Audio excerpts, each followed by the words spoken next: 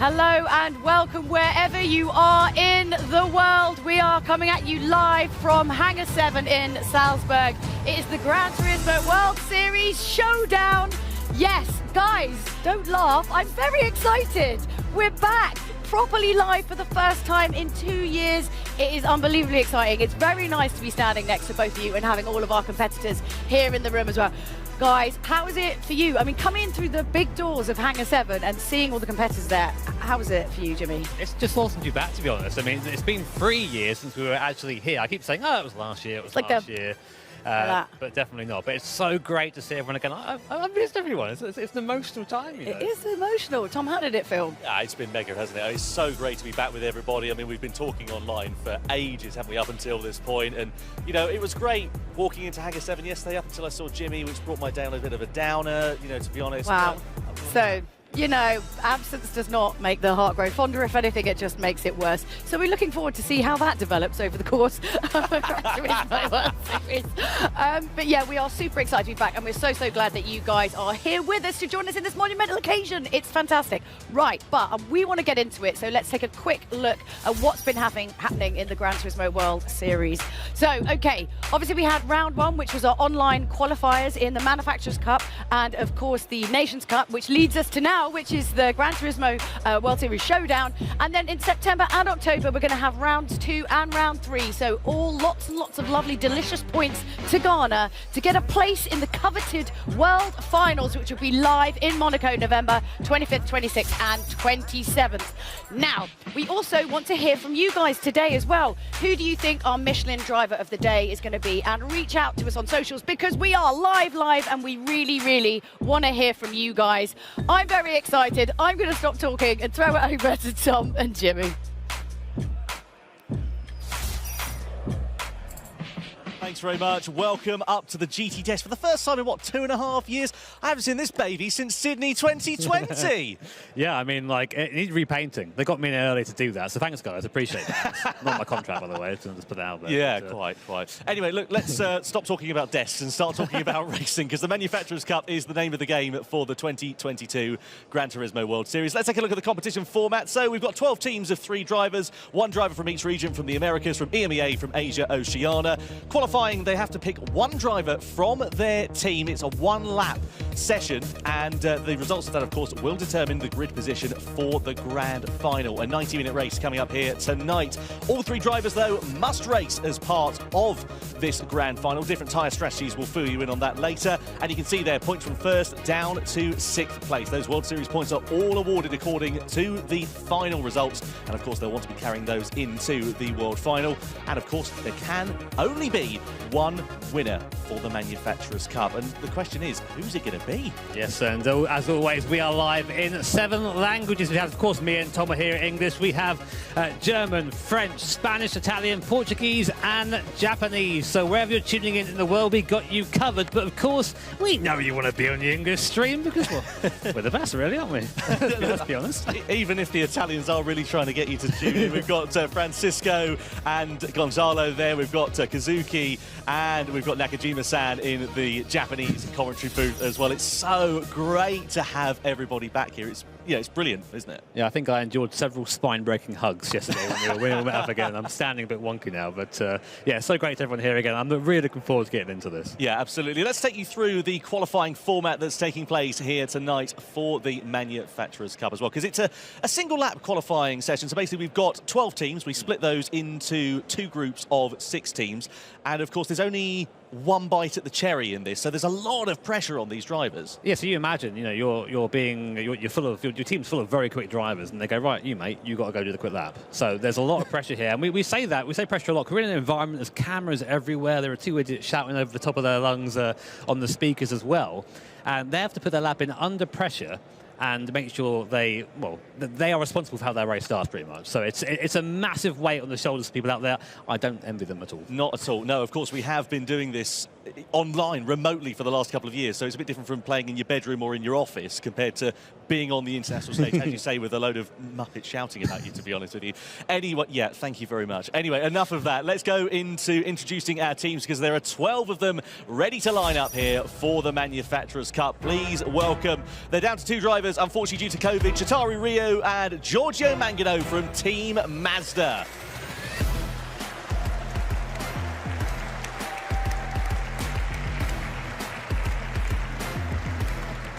They make their way onto the stage here at Salzburg in Austria. We get ready to welcome our second team, Hiroki Shizumu, Arthur Musso and Jos Legrand from Team Mitsubishi.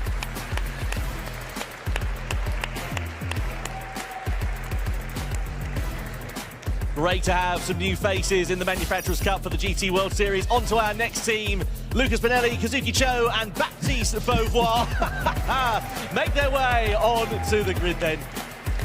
And unfortunately, that's Team BMW. So BMW making their way onto the stage now. And next up, we welcome our following team for Genesis. So Dylan Helt, Yuki Sasaki, and Manu Rodriguez then. A new manufacturer in 2022. More on that later.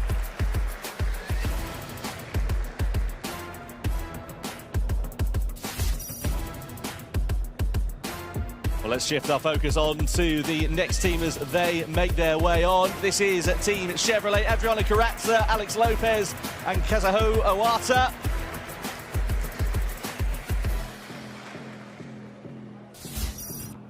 So next up, we'll focus on Team Porsche then. A few names you might be familiar with: Angel Inestrosa, Jose Serrano and Connor Healy. Let's see what those drivers are going to be able to do.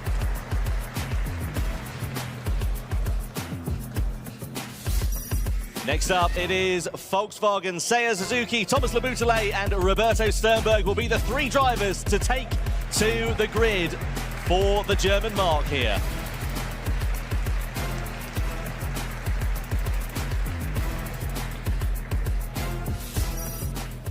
Next up, we have Team Nissan, Mehdi Hafidi, Hiroshi Okamoto and Harold Volson will be competing here tonight. Let's see what the Nissan drivers are going to be able to do in their GTR here this weekend.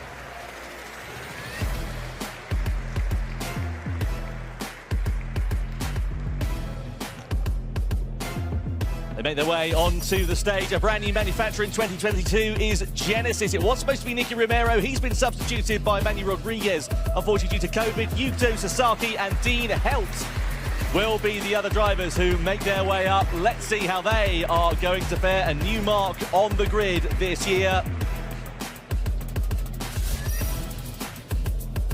Another manufacturer ready to take to the grid will be AMG Mercedes. Lucas Benelli, Kazuki Cho and Baptiste Beauvoir. A very strong driver lineup. Will they be able to take the fight to the front for the first time since 2019? Unfortunately, down a driver due to COVID. Team Subaru have got Kylian Drummond and Danny Solis ready to take the fight. Will they be able to do the business without Takuma Miyazono?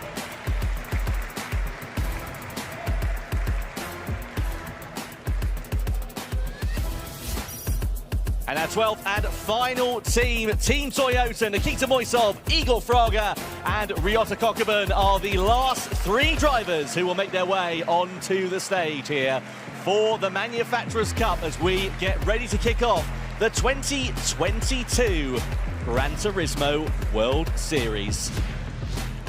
And here are the drivers who have, I guess, you can say it's a lucky task or unfortunate task of trying to put their car on pole position. You see some massive names in there. Igor Fraga qualifying the Toyota. We have Sternberg in there for VW. Very, very quick online. Let's see how he fares here at a live event. Also, Angel Inestrosa for Team Porsche. He's been with that team for as long as I can remember. And, of course, Giorgio Mangano there for Team Mazda. So, massive names out there. A lot of teams putting their best foot forward, trying to get up the as far up the grid as as possible for this qualifying event. Yeah, it is a single lap qualifying session for our drivers as well. We're just about ready to go into this one as the drivers are making their way out of the pit lane. So there are going to be 2 groups of 6 teams on the grid as they make their way onto the circuit, and we're really excited to see how they are going to fare at the Trial Mountain Circuit, which is of course the venue for this race here today in the Manufacturers' Cup.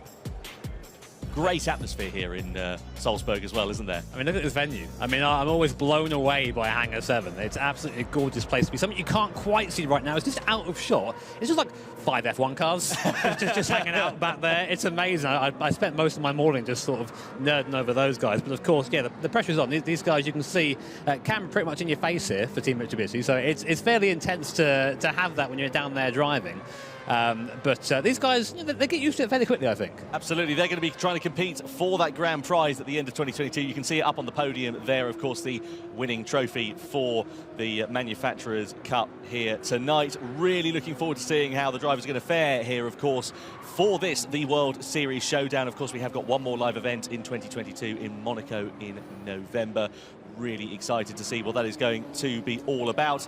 Look at the concentration on these drivers' faces here too. So I'm really interested because this is, as we said, our first live event in 2 years. These guys have been practicing over the last 2 years in the comfort of their own home, in their environment, and just in a way that they find to be most comfortable. Here, we thrust them into the limelight. We shout over the top of them and do all the things that all we can do to distract them, basically. And they've got to be there and perform. Also, to the right, they've got their competitors. So if someone nerves off the circuit, it's quite hard just to not reach over and be like, "Excuse me, mate, like, what are you doing?" And we have seen that as well. Let's be fair. Back when we did this a couple of years ago, before the world sort of took a bit of a turn, we did see drivers remonstrating with one another when they were a little bit upset. Yeah, I mean, I was going to say we don't like to see drama, but we do like a bit of drama. Oh, it helps, doesn't it? We like a little bit of drama. And of course, a lot of these guys as well, good to know, they've also got headsets and ways to communicate with their team. So when it gets to the race a bit later on, and someone's feeling maybe, hey, we can change our strategy, we can change things around here, they can have that conversation with their team and do that on the fly.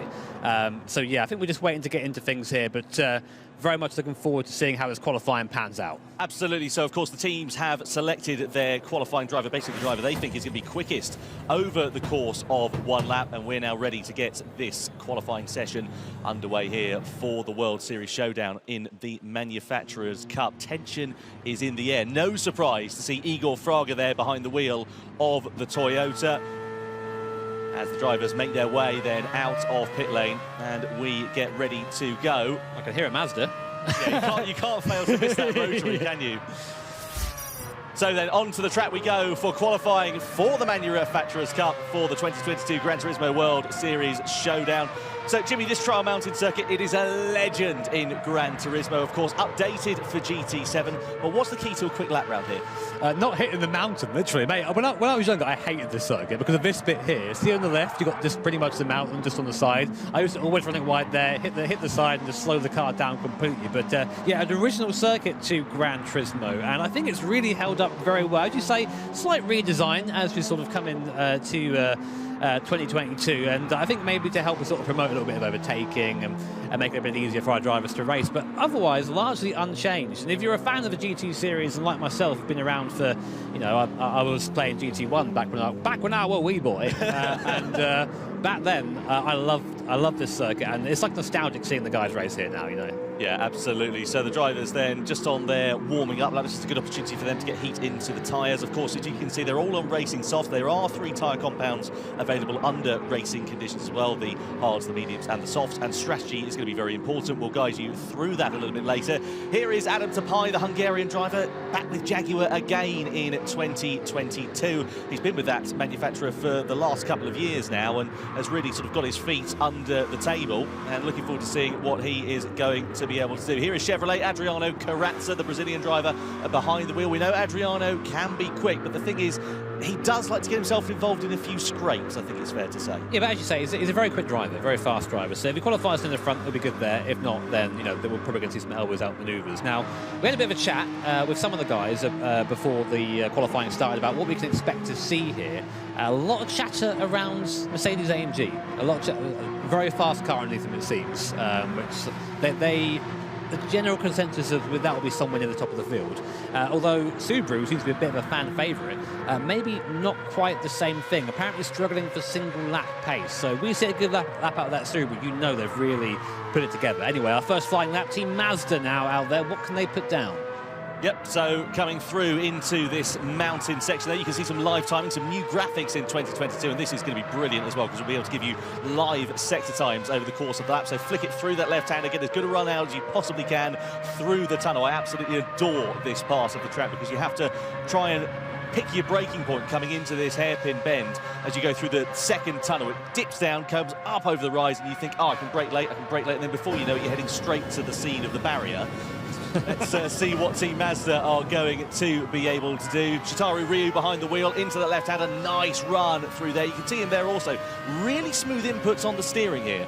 Yeah, I mean, that's the way to drive this car is really nice and easy. The race cars, after all, a little bit of slip's okay, but beyond that, you're going to not be using the tyre the best. So we plunge back down the hill now into this quite awkward left-hander. It always caught me out when I used to play this back when I was a kid in the old Gran Turismo games. And now we come down to a part you might not recognise if you're a bit of a retro enthusiast. This new hairpin, so heavy on the brakes. So you want to slow the car down a lot. You don't want to go wide here because it messes up the exit onto this right-hander, which is pivotal for lap time. It goes onto a straight. So coming over the start-finish line. Now this is going to be the provisional pole and time to beat. Team Mazda go across the line. About a 1:48 is going to be a decent time. They put down a 1:47.8. So that's pretty quick.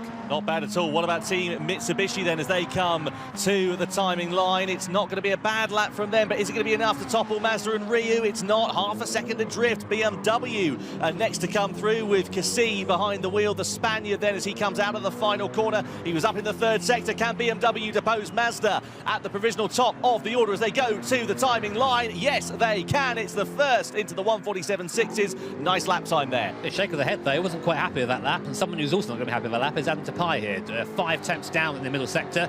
I doubt this is going to be quicker. It comes across the start-finish line and goes provisional 4th. So Chevrolet next up then with Adriano Carazza just threading his way through that final corner, 2 tenths of a second down. If he can gain a bit of time back, he might be in for a second row here provisionally. Let's see what it is for Carazza as he comes to break the beam then, and he goes. Yeah, not quite there, not quite. So still a decent time there, but he'll be unhappy with that. Team Porsche now, I expected Angel Enestrosa to be quick here, but he's not. He's half a second down in that second sector. It seems that second sector is a bit of a bogey set for a lot of cars. Does manage to grab a little bit of time back, but only good enough for a 47.9, putting him in 4th place, and that is the last of our first group of cars. Second group out on track now. Yeah, absolutely. So these drivers then will come into the pit lane. We'll switch our focus over to the second group. So, as we said, of course, 2 groups of 6 drivers, and now, of course, the hard work is done for that first group. Do you think, though, if you're going out in the second group, it gives you a bit of an advantage because you've got a reference point? I don't know, it's difficult. I'm one of those guys that likes to sort of get on with it. So if you're sitting there waiting, watching everything else drive around, you might get a little bit nervous, get a chance for those sort of nerves to get the better of you. On the other hand, as you say, you might be there watching the old matey boy next year because, oh, I've not tried that line, I'll try that in my qualifying lap, and it might actually be decent for you. Again, that's one of the upsides to being in person. You sort of have a little bit of a spy on the guy next to you, see what he's up to. This is Saya Suzuki we just saw behind the wheel of the Volkswagen here this year. This is Hiroshi Okamoto, another Japanese driver making his way into the World Series for Team Nissan. Jimmy's fist pumping in the air next to me. It's our year. It's Team Nissan's year. I'm telling you, this is the one. It's going to happen. I mean, bear in mind, of course, we had World Series 1, what was that, a month or so ago now? It seems like it was only last week. But, of course, we are 2 drivers down. Those 2 drivers, Takuma Miyazono, Nico Romero, who are not competing here this weekend. Hafidi, who is one of the Nissan drivers here this weekend, is the only driver to have scored points in the World Series so far that's competing in the Manufacturers' Cup. So what you're saying is that Nissan's a go. That's what I hear. That's what I hear. If that's how you want to interpret it, Jimmy Broadbent, that's how you want to interpret it. That's what I'm hearing. I'll leave that to you. I'll leave that down to you. What about Igor Fraga then? We know he can pull it out of the bag, and of course his appearances in GT have been, well, I think it's fair to say pretty profound. They have been, but you know what? Not recently. I say he's put on some decent qualifying laps recently, but never really followed it up. We saw last time out, great qualifying, then just fell off during the race, big time. Not quite sure what happened to him. So there's no doubt the speed is still there, but whether it's going to be good enough for a decent time, a decent race, we will see. Now, Team Subaru, this is a bit of a fan favourite, this one, because of course we have our champion from 2020, our triple champion 2020, Takuma Miyazono. driving for them, but not here today. That's a massive thing. Of course, he is undoubtedly the star of that team. No offence to the other guys, but Miyazono's had a lot of success as time's gone on, and not here. So anyway, VW on the lap right now, and currently actually up on BMW in the first sector. Yeah, it's a really good first sector there for Volkswagen. However, unfortunately, the commentator's curse has come to bite Nissan in the backside because they picked up a penalty on their fast lap. So Okamoto's obviously made a mistake, whether it's track limits or whatever it was, we didn't see at the moment. But that penalty means that they'll be starting right at the back. Guys, it was our year. This was the time. It was your year for about 20 seconds until the commentator's curse. There's always 2023. You've been saying that every year since 2018, mate. I think you need to give up on that dream. Here is Suzuki then, so just threading his way through in that Volkswagen Beetle. Still up on the time right now. He's still up in sector 2, only just so. I think it's by like 1/100th of a second. So it's got to be a good last couple of corners here for VW. I did say that VW could be a contender here in qualifying. In the race, I'm not really sure what their pace is like, but that car seems fairly quick over a single lap. Yeah, into the chicane we go. It's all about getting the exit through this final series of corners. It seems so slow, of course, compared to the former layout there. A little bit of speed scrubbing off through as we come to break the beam then. Can Volkswagen get ahead of BMW and take pole position, or would he have lost time in the third sector? Over the line we go, and it's by the smallest of margins, less than 0.10 of a second, sadly stopping them from taking pole position, but a good lap nonetheless. Nissan, of course, as we know, have lost a bit of time, and they come to the line, and it is only a 1:48.5, I should say, right to the back. Very sad. Here's Genesis, of course, brand new manufacturer here in the GT World Series. 3 tenths down. It's not the best lap in the world, really, at the moment. We'll see if they've made that up anywhere on the straight or in the last sector. They come across the line. Their time is going to be good enough for P5, middle of the pack. Hasn't been a brilliant lap for Mercedes AMG. It has, mate. They're only 6,000s behind, so this could actually be a pole lap with a good last couple of corners. It is! There you go! By quite a way. A 47.2 for Mercedes AMG. Pulled it out the bag there. Very quick time from them. Yeah, nice stuff there from Baptiste Beauvoir. What about Team Toyota then as they come to the line? Igor Fraga behind the wheel. Can they get onto the front row? No, they can't. It's only 6th quickest, so it is Mercedes AMG then that do take the honours by some way. An amazing final sector there for Baptiste Beauvoir. But what about Subaru then as they come to the line? Can they do anything? It's a good time so far, but not enough to get them onto the front row of the grid.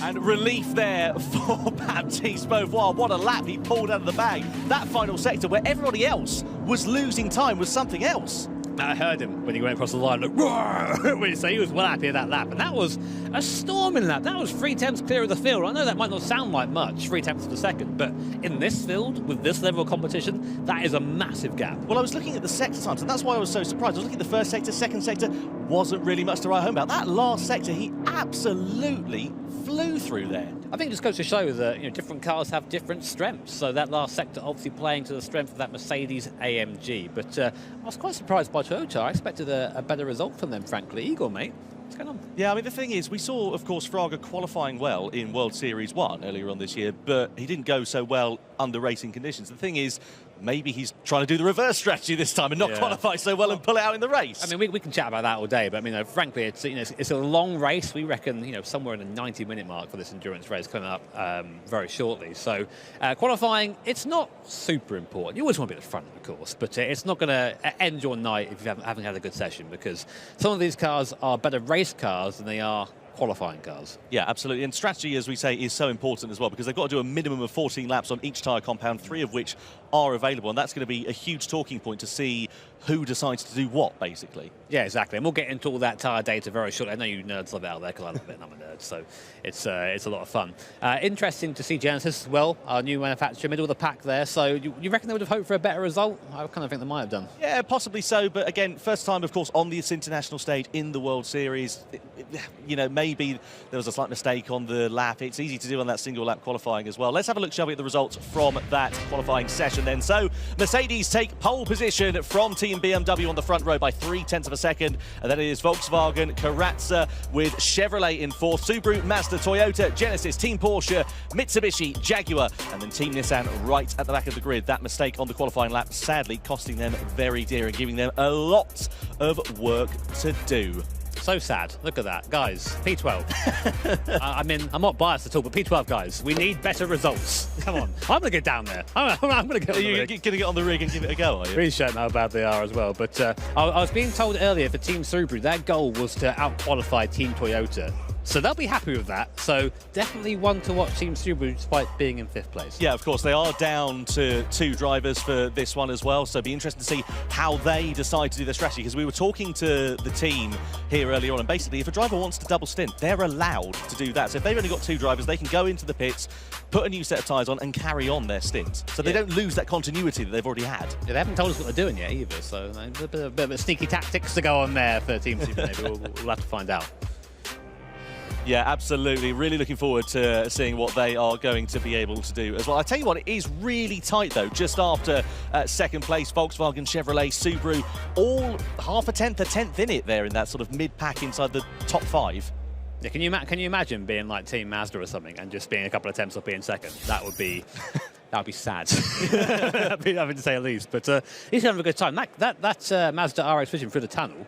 Deafening. It's a great way to go deaf. Oh yeah, absolutely. I love that car though because it's so different to what we have with the sort of V8s and straight line inline 6s or whatever it is. Anyway, let's go down to Julia then, shall we, and catch up with Baptiste Beauvoir, Mercedes-AMG on pole position. Yes, I'm joined here by the pole position team for the Manufacturers' Cup. Yes, Team Mercedes-AMG.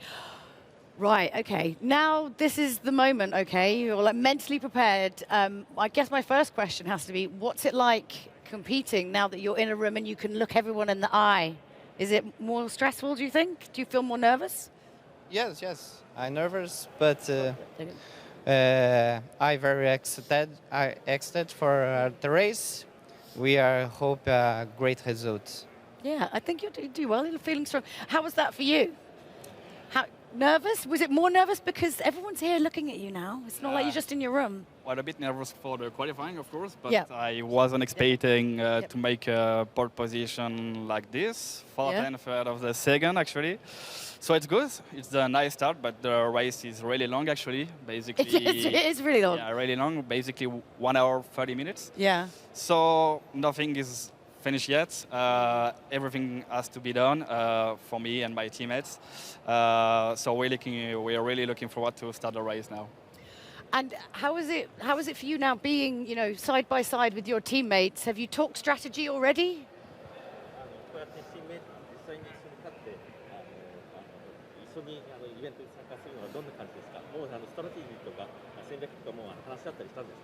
そうですね、もう戦略とかすでに話し合っているんですけど、その中でポールポジションを取ってくれたので、このポジションをキープして走れるように頑張りたいと思います。So yeah, we did talk a lot of strategy already, but it's incredible that Baptiste got pole position for us. So we want to keep that advantage and take it all the way to the end. So you're going to do it? You're feeling pumped? Come on, let's get some energy. Yes? You're going to win? We're going to win. Yes, we're going to win. Yes. All right. Okay. From me on the floor, it's back over to Tom and Jimmy, and let's get this thing kicked off. Yeah. Cheers, Jules. I think we need to get them to pump it up a little bit, Oh, that's a forbidden phrase. Yeah, I know. On the GT floor. Yeah, I know. It was our sort of getting ready song over the last couple of years, and we've heard it so many times.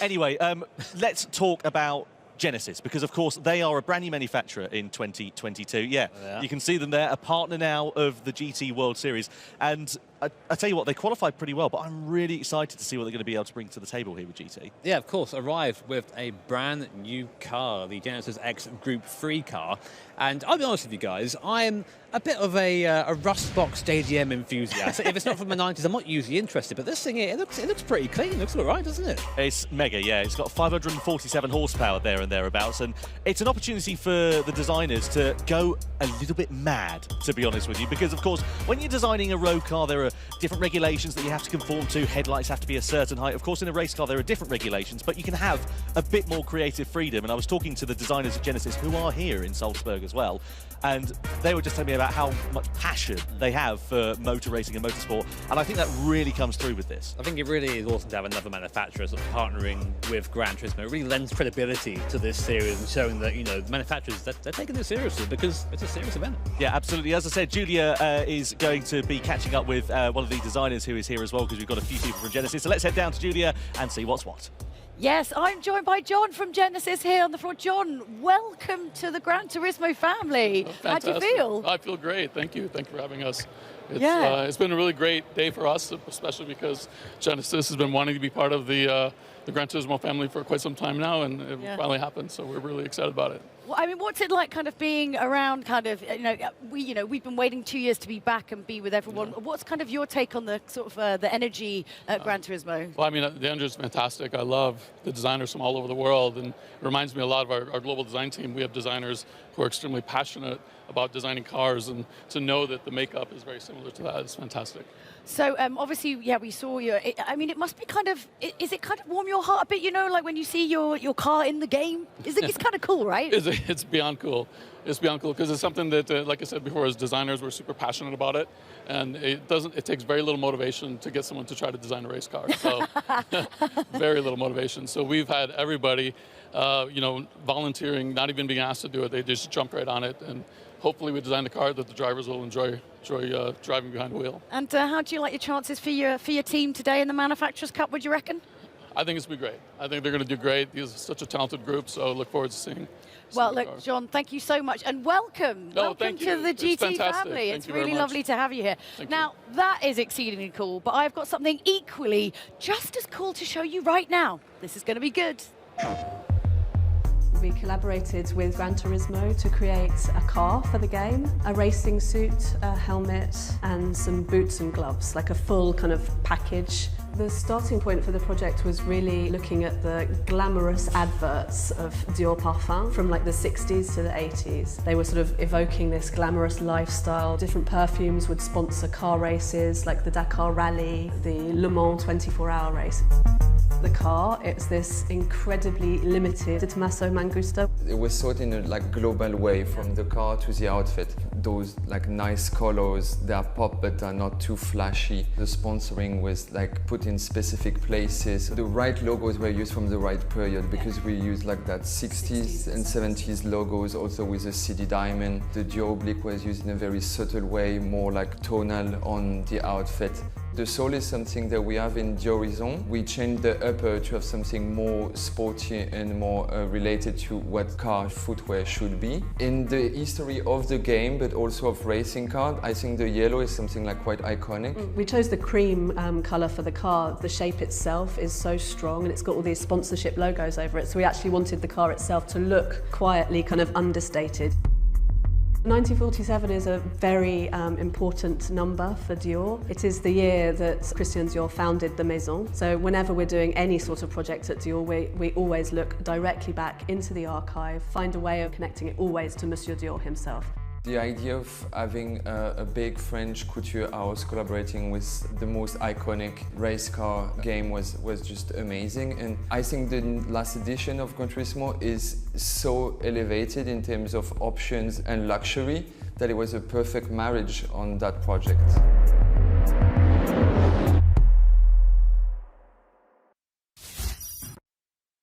PlayStation. Seriously cool. That's so cool. I'm fully obsessed. I fully want the boots of reality. You did tell me they actually have very similar ones that they sell at Dior currently now. Not exactly the same colours, but I feel we should get in on that. That's great. How do you feel about it? With a bit of haute couture for you? I'm just imagining rocking up to a track day in the scuffed Supra in trackies and the Dior racing boots. I think you should do that. I mean, we should elevate. Yeah. No, it looks really cool. What was your kind of take on it, Tom? Oh, it's mega, isn't it? It's great to have new partners, people being involved with GT and GT7 specifically. As they mentioned in the video, the customization, the ability that they have to be able to bring that in and bring it to a more prominent audience within GT, I think is phenomenal, and I'm really looking forward to seeing it. Well, I mean, obviously, one of the things about Gran Turismo is the ability to, have these kind of luxury cars that you love and, drive, and then why not have kind of, these luxury brands as well kind of be part of that? Because we all want to look amazing while we do awesome things. I mean, that's standard.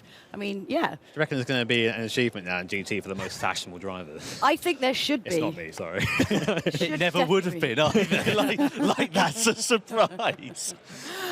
So how you feel back, I mean, before we kind of chuck into the old Manufacturer Cup, how are you feeling being back on the desk? I just wanted to ask that. I love the desk. I've missed this thing so much. Honestly, it feels like home. Does it? Yeah, not working with you two, this desk feels like home. Thanks. Thanks so much. That's on that lovely sort of life-affirming note.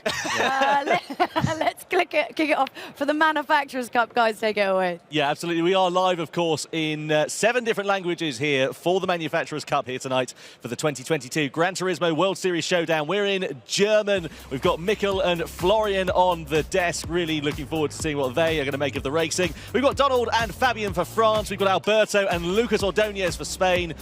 Emilio and Andrea for Italy, Gonzalo and Francisco. Yeah, I forgot his name, I apologise. And then Yamada-san and Nakajima-san, of course, for Japan as well. 7 different languages, though. I mean, where else are you going to get that? Tom now owes Francisco a beer. This is true. I mean, I probably owed him many beers for coming here anyway. He just has to put up with you for the next few days, mate. Hey, come on now. Anyway, you know, we have endurance race coming up. And what do we mean by endurance race? Because I think it's just a term to fling around. Usually we run what we kind of classify as sprint races, which 100% sprint to the flag as quick as you can. Endurance races, first of all, you know, you might have figured out they're a bit longer. We reckon this was going to be about 90 minutes. We've got driver swaps in there as well. And most importantly, strategy. Big part of this race. Yeah, tyres, of course, are a big talking point. They've got racing hard, medium, soft compound of tyres. They must use each tyre compound for a minimum of 14 laps, though.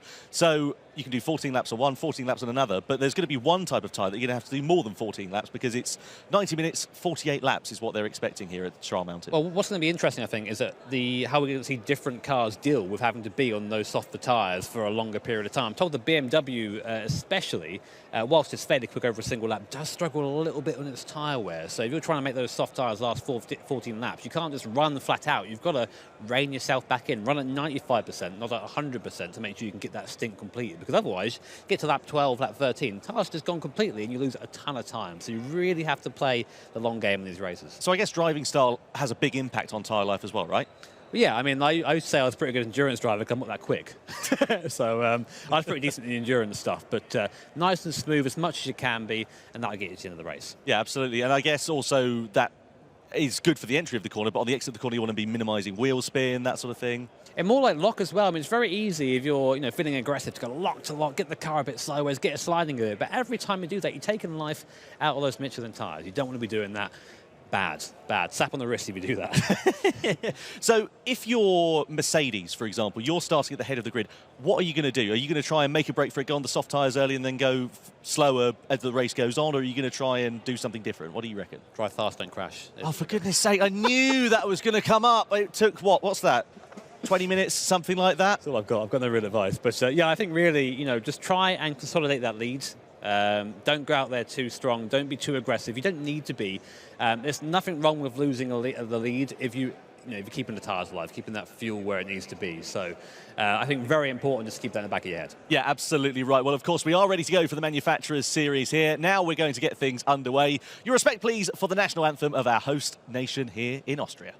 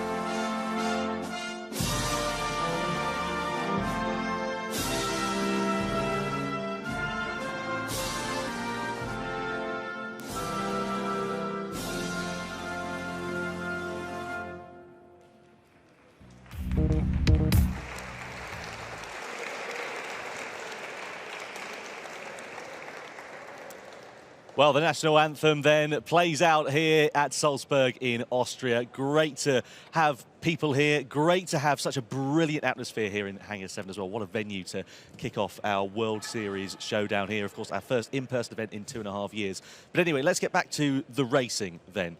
So, manufacturers to watch. I mean, obviously, if you've watched qualifying, you've got to be Mercedes-AMG, surely. Yeah, I mean, I had a long chat earlier on with some of the guys down. We've got Mick Gazal here. He's been sort of helping some of the teams get up to speed. And I had a chat with him, and he was saying sort of ones to watch, possibly Mercedes, of course, which, well, we've seen that. They've been really quick. And Team Subaru, of course, Mick biased towards yeah, because he competed with them for a few years. A little bit. But he was telling me that the Subaru, whilst over a single lap, not that quick, on tyre wear, it's by far the best. So what we might see as the race goes on, if it's a clean race, so Kylian Drouin driving that car at the start of the race, is slowly moving forward as the race goes on. So we have that, of course, Team AMG. I think they have just out-and-out pace. It's just a fast car, so definitely one to watch in there as well. I'm hoping, praying to the JDM gods that Nissan just come flying through the field, mate. T1 lost the first challenge easy. It's like happening. a rocket, It's happening. I'm telling you. Yeah, okay, all right. Well, you can go and live in your dream world if you really want to. I will, mate. I'm off. Yeah, that's fine. I've got eyes on Team BMW, though. They've got a really strong driver lineup. We know, of course, that they can do the business. I remember, was it Paris 2019? They won, of course, the Manufacturer Series. Different driver lineup then. Things have moved on a little bit, but they had good pace and quality. So yeah, there is that. And I think we also have to give mention to Team Genesis as well. When I was speaking to the lads earlier on, they were saying the car is just easy to drive quickly. Not necessarily the fastest car there, but in endurance races, you always want a car that feels nice and you can be confident pushing, lap after lap after lap. And it sounds like the Genesis sort of fits that bill. Yeah, absolutely. You can see the competitors then on stage here as we get ready to get this World Series Showdown underway, and very keen to see what is going to happen under racing conditions. Of course, you guys can get involved with your predictions here as well. We asked you at home who you thought was going to do the business. Subaru, despite being a driver down, 34.8% of the vote share. 4%? What are you chatting about, boys? Come on. Maybe they just had an idea that the qualifying wasn't quite going to work out. Team Toyota up there as well. They were qualified, what was it, 6th place on the grid. So they're hoping for a stronger race. Of course, Mercedes 11.6%, Porsche 8.23%. Both of which, Yeah, and this is still open. You can make your vote in-game, your prediction in-game, for the chance to win some in-game prizes. So make sure to go over there and do that before our race begins. Reminder then of the grid. So it's Mercedes, BMW on the front row, Volkswagen, Chevrolet row 2, Subaru, Mazda row 3, Toyota, Genesis row 4, Porsche, Mitsubishi row 5, and Jaguar and Nissan will line up on row number 6 for this Manufacturers' Cup race. As I said earlier on as well, look at the gap there between 2nd and about 6th place there with Mazda, separated by, what, a couple of tenths of a second? There and thereabouts, incredibly close in qualifying trim. Doesn't mean it's going to translate that way in racing, but given the gaps are pretty small, I mean, that sets us up for a really exciting race. Yeah, for sure. Really looking forward to it. And you've seen it already, but let's take a closer look at the track we are racing at today. Trial Mountain, a circuit that has been part of Gran Turismo since its inception. And I'm so glad to see it back here, and so glad to see it's part of one of our GT World Series events. A completely fictional circuit, but you wouldn't believe it. It's got a ton of fantastic corners, including this cambered long left-hander at the end of the straight as well. And you see 15 corners in total. So, Group 3 cars being used today, racing hard, medium and soft tyre. Now, as Chum said, you have to do a minimum of 14 laps per tyre, so it's down to our guys to work out that strategy. Fuel shouldn't be an issue, I've been told, but it could be an issue for 1 or 2 cars if they drive it at 10 tenths. Yeah, you can see there the tyre strategy as well. So if you start on the softs, expected to go onto the mediums for 17 laps and then the hards for 17 laps, and you can see how that sort of changes as you go through the different tyre compounds. I imagine that the further you start up the grid, I mean, you can probably want to make a break if you're Mercedes, but then if you're further back on the grid, you're going to want to be on the soft competitive tyres to try and get ahead of those who are on the harder tyres, like the mediums and the hards, who are in the mid-pack. It just depends on your driver as well. Some drivers react better with different tyres. I actually spoke to one of the drivers earlier about this strategy graphic here, and I said, what do you reckon? And they just shrugged. And I was like, oh, cheers, lads. I appreciate that lovely input you're giving us there. But yeah, as you can see, very much a maths game as well. Yeah, absolutely. Well, let's get ready then, shall we? It's been a long time coming, but we are finally ready for live racing action here. The Gran Turismo World Series Showdown Manufacturers' Cup is about to get underway here in Salzburg.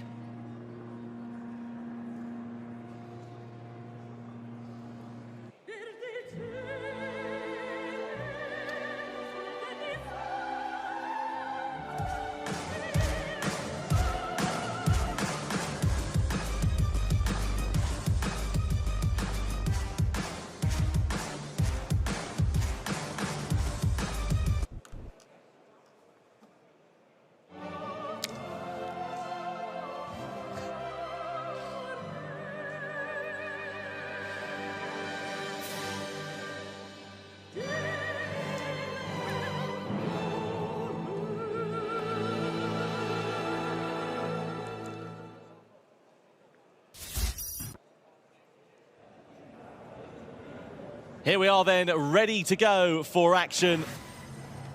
It is time for the Gran Turismo World Series Showdown here in Salzburg, Austria. Trial Mountain is the circuit we'll be competing on, a 48-lap race, about 90 minutes or so, one of the longest we've ever done in Gran Turismo. And it is Mercedes who line up on pole position, BMW on the front row of the grid. Alongside them, Volkswagen head row number 2. And alongside them, it is Team Chevrolet with the Corvette C7. Row 3 is headed by Subaru, the 2020 manufacturers champions, with Mazda in 6th place alongside them on the grid. Then it is Team Toyota, not a bad lap from Fraga, but not where they wanted to be on the grid. New Boys Genesis line up P8, just inside the top 10 are Porsche in 9th place, and they have got Team Mitsubishi for company alongside them. The final row of the grid is the Brit Team Jaguar, and then it is Team Nissan in the Nismo GTR, completing our 12-driver strong grid. And this is now our first opportunity to look at the tyres here, Jimmy, and the pole sitters on the mediums. Yeah, interesting. That sort of says to me,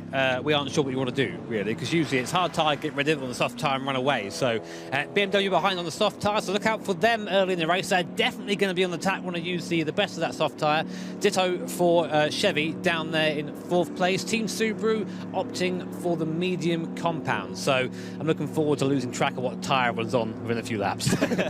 Well, it is going to be Kazuki Cho who will line up at the front of the grid for Team Mercedes-Benz then, as we get ready to get racing action underway. You can see a rolling start then for our drivers, and I tell you what, you could cut the tension with a cricket bat here in the venue, because it is going to be so brilliant to get racing action underway then here for the World Series in 2022. Mercedes-AMG lead the field across the timing line as we get ready to go. The Gran Turismo World Series Showdown here in Salzburg. Manufacturers' Cup is underway as Mercedes lead the field down towards the first corner, followed by BMW, followed by Volkswagen. BMW, of course, are on the soft compound of tyre, likewise Chevrolet as well, so expect them to be quick on this opening lap, of course, because they have got faster compound tyres than those ahead of them. But Volkswagen already in the first couple of corners, a half-second penalty there, track limits. That's what you don't want to do. You've got such a long race here. Don't be doing silly stuff early doors. So Mercedes-AMG leading out for now, and the background cars coming together. A bit of a Mazda train in the background there. Top 5 have pulled away slightly from the rest of the field, but it's AMG for now, just taking it easy through this first sector. A couple of the cars also opting to weave a little bit at the start. They're trying to get some temperature into those medium and hard compound tyres that heat up a bit slower than the soft does. Now, we're going down the main straight for the first time. This is a great chance of BMW to move over. They will on that soft tyre. I don't think we're going to see AMG fight too hard here. There's no point really doing that right at the start of the race. And the BMW there putting by on the straight. They'll probably have the inside into the braking zone and the tyre grip tube. Yeah, they go up the inside. Chevy wants a piece of that as well. Almost runs into the back of AMG. And VW there falling back a little bit, as now Chevy challenging AMG as we go up the hill. So this is really good here for Chevy. It's exactly what they want to do and what they need to do. Not been a brilliant start to the race for Nissan. There's a great scrap going on outside of the top 10, but up inside the top 3, you're going to see Chevy diving down the inside of Mercedes then for second place as they go through the left-hander. Great move there being made by Chevy. Good start to the race for Adriano Carrazza as he moves his way up into second. And now the focus shifts over to Mercedes and, of course, to Volkswagen, because they have got that half-second penalty here on the first lap, which is going to drop them behind Subaru at the very minimum. Yeah, frustrating for them, but hopefully a lesson learned from that. And you see, yeah, just dropping behind Subaru there as we go down the main straight. But you see in that overtake there, that's sort of what I mean about the endurance racing mindset, is that AMG, very kind there. Could have quite easily gone, no, shut the door, got that and defended heavily there, but there's not much point at this stage of the race. It's a long race and there's no point getting involved in anything right at the start. If you're following different teams, by the way, and you're wondering why they're dropping back early doors, well, keep an eye out for the likes of Mazda, Toyota, Jaguar, Genesis. They're all on the hard compound of tyre. That's the slowest compound of tyre. It's definitely more usable here on GT7, but it's the durability that's the important point in that. It's not very quick over the course of one lap, but over racing distance, that's when it comes into its own, because of course the soft tyres, though they're fast, they do wear out a lot quicker, of course, due to the difference in compounds. And you can see Porsche here really putting the pressure onto the back of Toyota. Behind the wheel of that Porsche is Angel Inestrosa, and he's going up the inside here of the Toyota. Nikita Moisov behind the wheel, so it is side by side as they come through the first tunnel. Porsche on the inside, Toyota on the outside. I don't think Toyota are going to fight this one too hard. Different compounds of tyre, different strategies that the two drivers are on as they still run side by side. Porsche will have greater grip grip under braking, and indeed they go through into 7th. Yeah, vibing down the main straight is Toyota. There isn't really much point, as you say, of defending that move heavily. We've seen in the past Porsche actually being not that fast in the straight line, so interested in being able to get that done down the straight. Meanwhile, front of the field, BMW and Chevrolet putting away from AMG and Subaru behind, as we expected. Now, if you're in one of those cars at the front, you sort of have a bit of a choice. Do you push hard, try and make a gap, or do you try and get this soft to last as long as possible? I've heard some people talking about maybe doing 20 laps on the soft tyre if they can get things going, and that's not going to help. That's what we mean about getting that tyre warmed up. Sliding there, that's going to clip the rear tyres if you keep doing that and make that thing almost undrivable. We're on board now. Awesome sounding car this, as we now come through the first section of Trial Mountain. This nostalgia overload, you throw it to the left. I always used to launch it off this this right-hander here. These guys are a bit more professional than me, and then you can carry a little bit of a lift through there, interestingly. You can go flat through there in quali, though. Yeah, it's brilliant, isn't it? That's first part of the circuit, and I really love seeing the drivers able to tackle it. You can see Adriano Carrazza here, just concentration on his face at the moment. You know, got to keep it smooth and not do things like that. He's had a couple of moments coming out the corners, hasn't he, where he's just been spinning at the wheels, and we talked about that before the start of the race. When you get that wheel spin, it's really easy to light up the rear tyres, and the problem is that just wears them out quicker, and it's not going to help them in their charge to try and keep on to the back of BMW. What they want to make sure is that they don't let them get away. Well, I think that's the thing, though. You see the guy in front maybe pulling away by a tenth for the first sector, and you react and you push harder. And then when you push harder, you make that mistake, and it all sort of compounds and it gets worse and worse. So we know Carrazza historically is a fairly aggressive driver. Look at that Chevy in a straight line. There's 2 tenths there he gained down the back straight. So that Corvette not lacking the horsepower as you expect it, really, wouldn't you? But that BMW looking a lot more composed at this stage of the race. Yeah, so on board we ride here, then you can just see minimal steering inputs there, and there's a problem for BMW, and there's contact. What on earth has happened here? I think that might have just been a quick graphical glitch, unfortunately. I thought something had gone a little bit wrong there between those drivers, but they do manage to keep it on the straight and narrow, so it is still BMW that lead from Chevrolet then. It is still 0.8 of a second, the gap between the top two as they come through into the left-hander then. So it is nose to tail between those two drivers. Then, of course, it is really close between Mercedes and Subaru, 0.3 of a second separating the German manufacturer and the Japanese manufacturer. Those two, of course, both on the medium compact of tyres, but we know that Subaru, kind on its tyres, not that quick in a straight line, though. You see Kylian Drummond there just flashing the AMG, being, get out of my way, move, I want to go fast.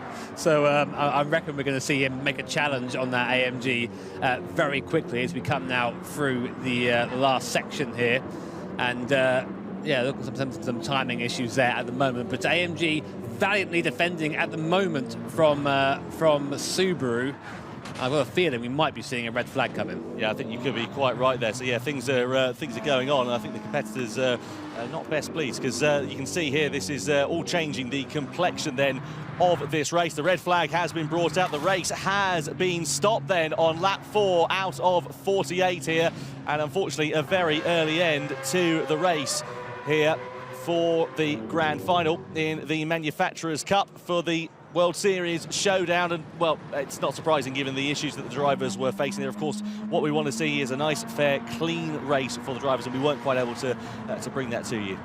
Yeah, well, I mean, it's one of those things, you know, it's just like a technical error as if it would be in real life, and I know I've had a few of those recently, so I know what that feeling's like. But this is a difficult reality for these drivers, of course. They now have to kind of reset. They now have to get their mind back onto the race. They've just gone through the tough bit. The tough bit is the start of the race. You get yourself all amped up for it and all excited for it, and suddenly you've got to do it again. Yeah. I mean, the thing is, to be honest, you just got to get on with it, haven't you? Sorry, I know, but Mr. No Sympathy over here. No, you just got to get on with it, haven't you? Just, you know, oh, that's happened. Okay, right, put it, you know, chuck it into the back of your mind and get on with it. Yeah, I mean, there is that. But here's me trying to be sympathetic, and there's Tom there, just absolutely like that. Oh, you know. Anyway, but up to that point, I tell you what, BMW were going great guns, weren't they? Those guys in Chevy, I mean, Chevy, though they weren't clearly quicker in the initial stages, they weren't letting BMW get away. No, I think we were seeing something that we kind of mentioned earlier on as well. We saw BMW, which is historically pretty bad in its tyres, start falling back into the clutches of Karatza in that Chevy. A bit further down the field, just before we had our red flag, we also saw Subaru starting to catch up to the back of Mercedes, and you could see on the straights Mercedes just pulling away from it, and Kylian Drummond like flashing, "Come on, please, let me go by, let me go." But you know, I mean, that's never going to work. That's never going to work. No one's like that. These guys are going to fight for every inch of circuit. But a shame we had to red flag that one. But we're looking to get that back underway as soon as possible. Until then, again, a chance for our drivers to have maybe a little bit of a drink. Yeah, absolutely. Just a quick break there because, as I said, you could cut the tension with a cricket bat. What did that mean? It was the Murray Walker line. Have you never heard that one before? No. No? I sometimes think that you make these things up, or you have some sort of weird dream, you think it's reality. It's entirely plausible, I won't lie to you. I also imagine you just like smashing this bat at the table. trying to cut the tension. Why isn't it working? I don't understand. Goodness me. Yeah, well, anyway, weird analogies aside, it's really great to, as I say, to be back here. And really. though, of course, we didn't get into sort of the business end of the race, we got a good idea as to sort of where the pace was for certain teams. I mean, Jaguar didn't have a particularly brilliant start. Volkswagen had a shocker with that penalty after 3 corners. How did Nissan do? I mean, that's what everyone's asking in the chat, definitely. Is it? Yeah, definitely. Really? I can see the chat. Everyone's, where's Nissan? Best team. I don't actually know. I didn't look. I don't think they were doing too well, though, at this point. But, yeah, that, of course, is what they're all playing for there, the trophy. And there is a long, rich history about that, which I admit to not really knowing. So there's Ryota Kokubun, a long-time member of our GT family, very quick, of course, Japanese driver. And here's his takes on Trial Mountain. And, you know, he's very right. It's a very technical circuit. And as I was mentioning earlier on, if you do get that braking wrong, you do actually end up literally in a mountain. So, yeah, not the best thing to do. No, absolutely not. And, of course, this circuit has, as we mentioned earlier on, been modified for GT7. Of course, the final chicane has been changed. It was a lot more fast and flowing in previous iterations, a lot tighter now, but that also turns it into an overtaking opportunity. And I've just got visions of cars going side by side into the final corner there on the last lap. Well, it's better than the last final corner where you just ramped over it and just get as much height as possible. But I still got PTSD from I think it was the GT3 Skyline test. I think it was either the last B test or the last A test. I spent literally 2.5 hours trying to gold that, and I still have nightmares. It's thank you, Trial Mountain, for that. Yeah, I love that circuit just for that, to be honest with you. Oh, goodness me. Some more quotes then from our drivers. Giorgio Mangano says about endurance racing, of course, consistency is hugely important, lap after lap. You've got to keep those lap times close. And I think that's the thing, isn't it? When you watch Formula One and then you look at the lap times over the course of a long race, which, you know, this is akin to that, I guess, in terms of the duration, they're only separated by a few tenths here, a few tenths there. I mean, like, I like Giorgio, but that quote's akin to water is wet, or, you know, in order to qualify first, you have to take the fastest time. Have you seen that video that suggests water isn't actually wet, though? I don't care. I don't want to. But, I mean, no, you're right. Me being sort of facetious aside, you have to be quick, and that's where races are won. If you can go out there and do a lap time within a tenth each time, and the guy in front maybe is pushing a bit harder, but then makes a mistake every now and then, you're going to come out on top, and also keep your tyres in better nick as well. So, yeah, Giorgio, again, someone else has been around for a while. Guess what? Giorgio was our first ever winner of a live event back at Nürburgring. I think I've said it like 14,000 times over my career here, but it just sort of shows you how long he's been around. And he's been around, you know, since the early days of GT Sport. Now, of course, in GT7, completely different game, different physics set. He's doing fairly well. And if you're playing along with Jimmy Broadbent bingo at home, that's eyes down for a full house next time, hey? Yeah, right, no cricket bats. No. But, yeah, I mean, that's actually something we've not really spoken about yet. Is cricket bats. This is a unique challenge because a lot of these guys, of course, came from GT Sport. Some haven't. A lot of new faces here as well. And GT7, completely different tyres. I mean, the great example last year is the hard tyre in these events. It was basically the hard tyre is lava. You know, any strategy, it was like, oh, do hard tyre for 1 lap, then throw that in the bin, and then get on the softs like 40 laps. Now it's a bit more, I think, representative. I think it'd be fair to say. It's more usable, isn't it? And that's the thing we're seeing with these drivers is that, okay, they have to use it for a minimum of 14 laps, but some drivers, I reckon, are going to use it for more than that because, of course, that durability is akin to the difference in pace that you have as well. Last time, as you say, it was 2.5 seconds slower, depending on the circuit and the configuration of the cars, etc., that you were racing in. And now it's a little bit sort of, you know, less bad is probably not the correct way of putting it, but you get what I mean by that. That it's a lot more usable, so the lap times are closer, therefore you don't drop as much time as you would do. Yeah, you're right. And I think someone who knows a bit better than that is Emily Jones, who's currently with Julia. Don't worry. I don't know how you do this every day. Fine, just look at me. Ignore it. Okay, cool. Yeah. Yeah. Hello. Look who I found. I've got Emily Jones here. So, welcome, first of all. Obviously, you were racing at Sophie before, but this is sort of the kind of, you've done your bit of racing now. This is the first time you're like not competing. So is it kind of nice to just be here and just hang out with everybody? Yeah, it's no lovely. stress. Oh my God, no stress. I can watch them race. I mean, like, this is like the highest DR amount in the world right now. Yeah. So many good drivers. I can just hang out. It's great. Yeah. Yeah. I mean, what's it been like, you know, being part of the kind of GT community? I mean, do you enjoy it? I mean, what are the guys like to hang out with? They're super lovely. I think it's great talking with people from other regions and all around the world. Like, I don't know, it's so great to see, like, talk to them, and I don't know, they're all lovely. It's really lovely. I mean, how much? Okay, I mean, what'd be quite good is obviously, you know, for like people at home and stuff. Like in terms of like when you come and like you compete and things like that. Like, how much time and practice do you have to put in to be like good like these guys? Like, how much dedication are we talking? Because it looks like a lot. I'm not sure I'm into that much work. Yeah, well, when I raced in 2020, so I made the World Finals in 2020, and that was like every day. It was like literally every day of the week. I was driving hours every night, and I reckon it's the same for most drivers here. Yeah. Maybe some can do a little bit less, but I reckon, yeah, it's a full-time job almost, or a part-time job. It's a lot of work. Yeah, but I mean, is it worth it though? All those hours, like when you can actually be on the stage and, you know, compete here? 100%. Like, these events are so cool, like to get flown to another country around the world, and I don't know, I think it's an amazing experience. I think these LAN events are so much fun. So I think it's 100% worth it. Like, and this is the party. I know people are taking this very seriously. but afterwards, it is. Yeah, this is like the prize. This is what you work for. This is the prize for it all. So I think it's great. What's your setup like at home? Like how like bougie is your setup? It depends. So my current GT setup is a desk and a chair that's on wheels, and then a cardboard box behind it with a bunch of books in it. So it's not very good. But like, I'm hoping. I feel like everyone's is like really like crafty. Like everyone craftily puts it together. It's a little bit DIY, but I'm hoping to get a better setup soon, and hopefully it's a little bit more comfortable. I use a similar wheel to the wheel that's used here. So yeah, very similar. Yeah, it does feel like I've got a wheel and pedals at home, but I just never get, because I don't know how to. You should give it a go. No, I should, but then what do I do it? My coffee tables are the wrong height. My desk isn't the right thing. It's pretty tricky, yeah. Yeah, they did actually offer me a rig just before.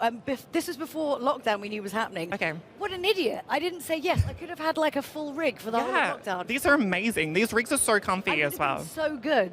No, I wouldn't have. I'm terrible. Maybe you could be driving. You'd be qualified. No, I don't think any amount of 2 years being trapped at home would make me as good as these guys. It's just, I don't really understand the concept of braking. I think it's just not within my remit. It takes a little bit. It's probably the first thing you need to learn, and then the steering part comes second. But yeah. I'm like that with other games as well. It's like fighting games. I never really block. I don't know. There's just like I have like button mashing. It's the way to do it. Yeah. No.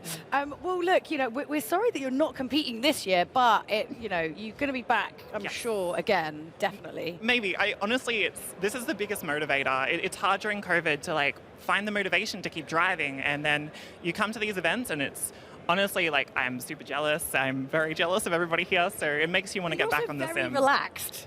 Much more than they Oh my God, I'm just chilling, watching, and they're all stressing. I'm sitting behind the AMG guys, and they're just like focused. It's wild. Just enjoy the moment. Chill, yeah. Definitely. Well, look, thank you so much for talking to us, Emily. We'll probably chat to you again at some point and drag you into it. Let's chuck it back now to Tom and Jimmy.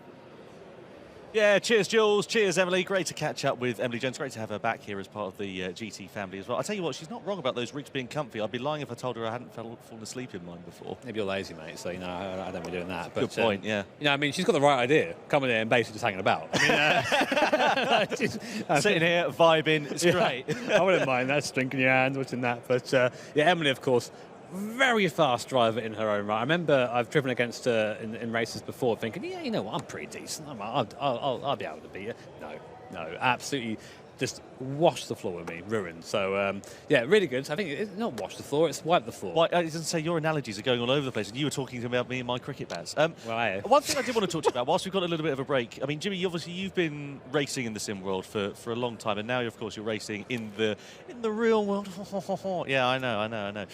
But I wanted to talk to you about that. I mean, what's it like going from racing on your sim in your shed or your house to being in a real race car and actually being a flipping racing driver. Well, no. Well, first thing we can talk about is, sim racing works. I think GT Academy proved that back in the day. Lucas Ordonez sort of sitting back there somewhere, and Jan Mardenborough, of course, Florian Strauss, all people here that have gone through sim racing and ended up as full-fledged racing drivers. Now, I'm not quite there yet. I lack this thing. What's it called? Talent. But it's been amazing how much actually transitions over.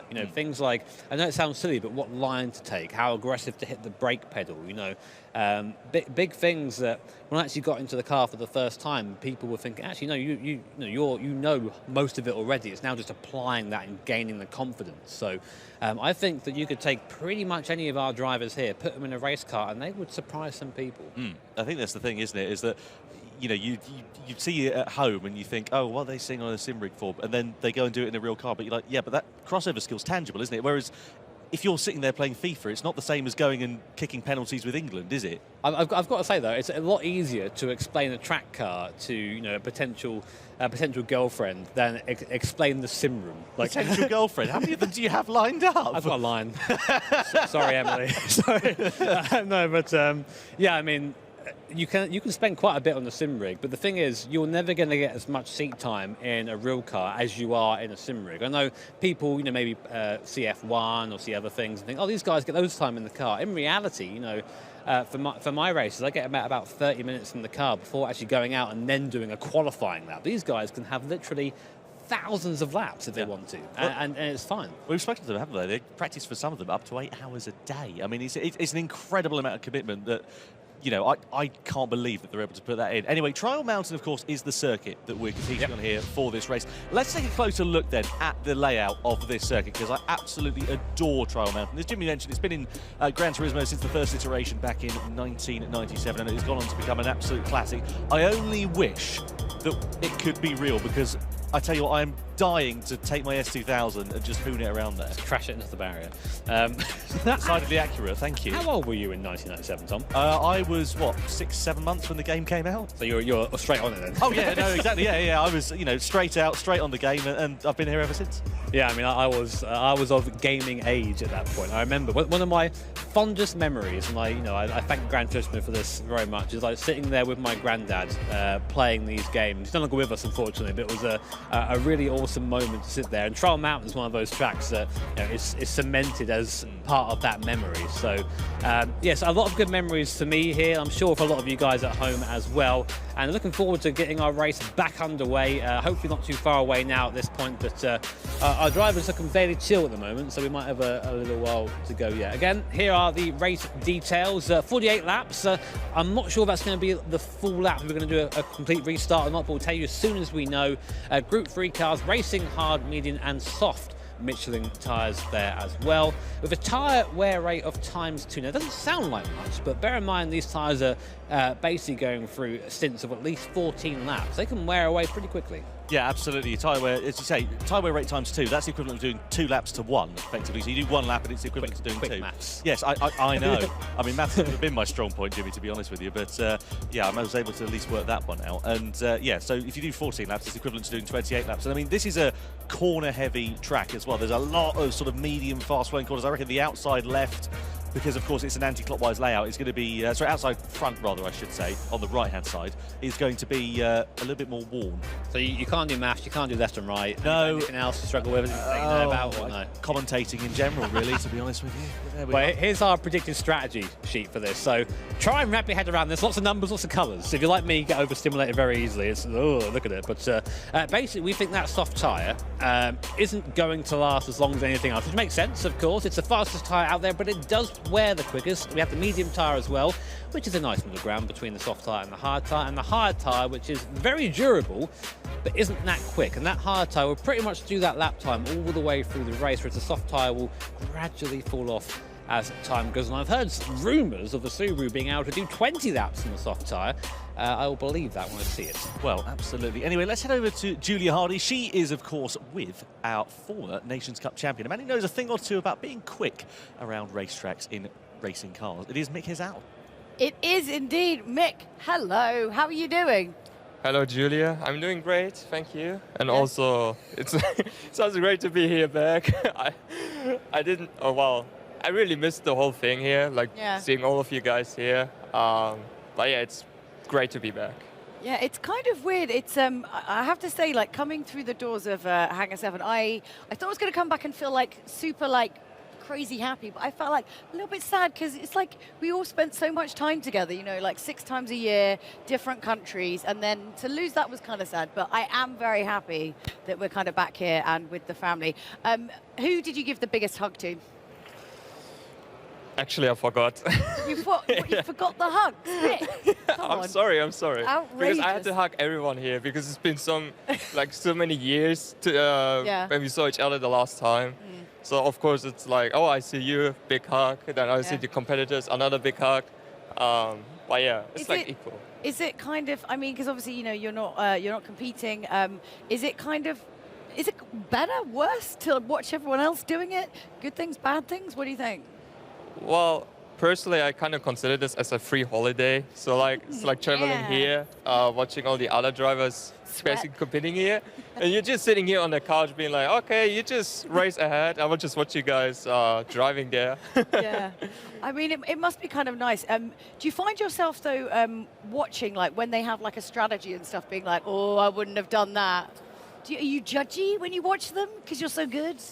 In terms of the racing strategy, I don't really know because the drivers already know the best strategies for the team.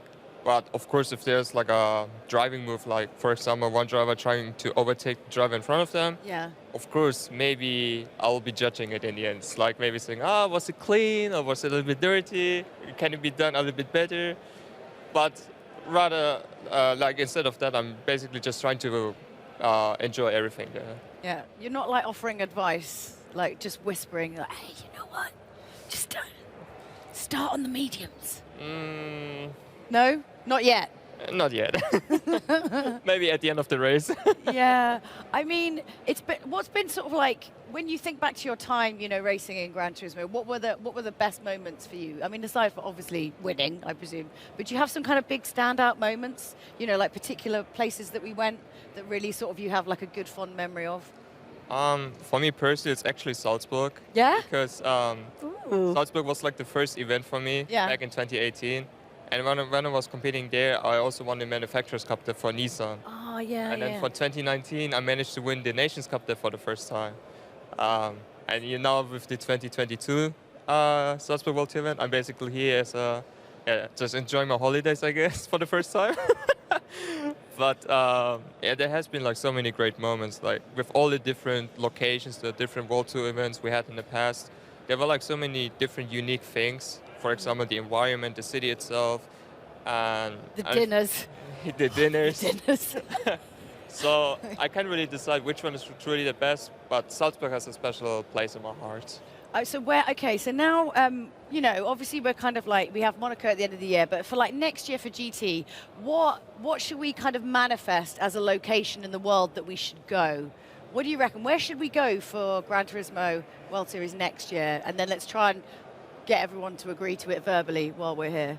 Personally, I would like to see London, actually. Really? Like, no, that's boring. I live there. I don't want to go to London. No, it's like having an event in the UK, personally. Or what is it like? All right, if we don't do that, where else cool can we go? Think of somewhere good.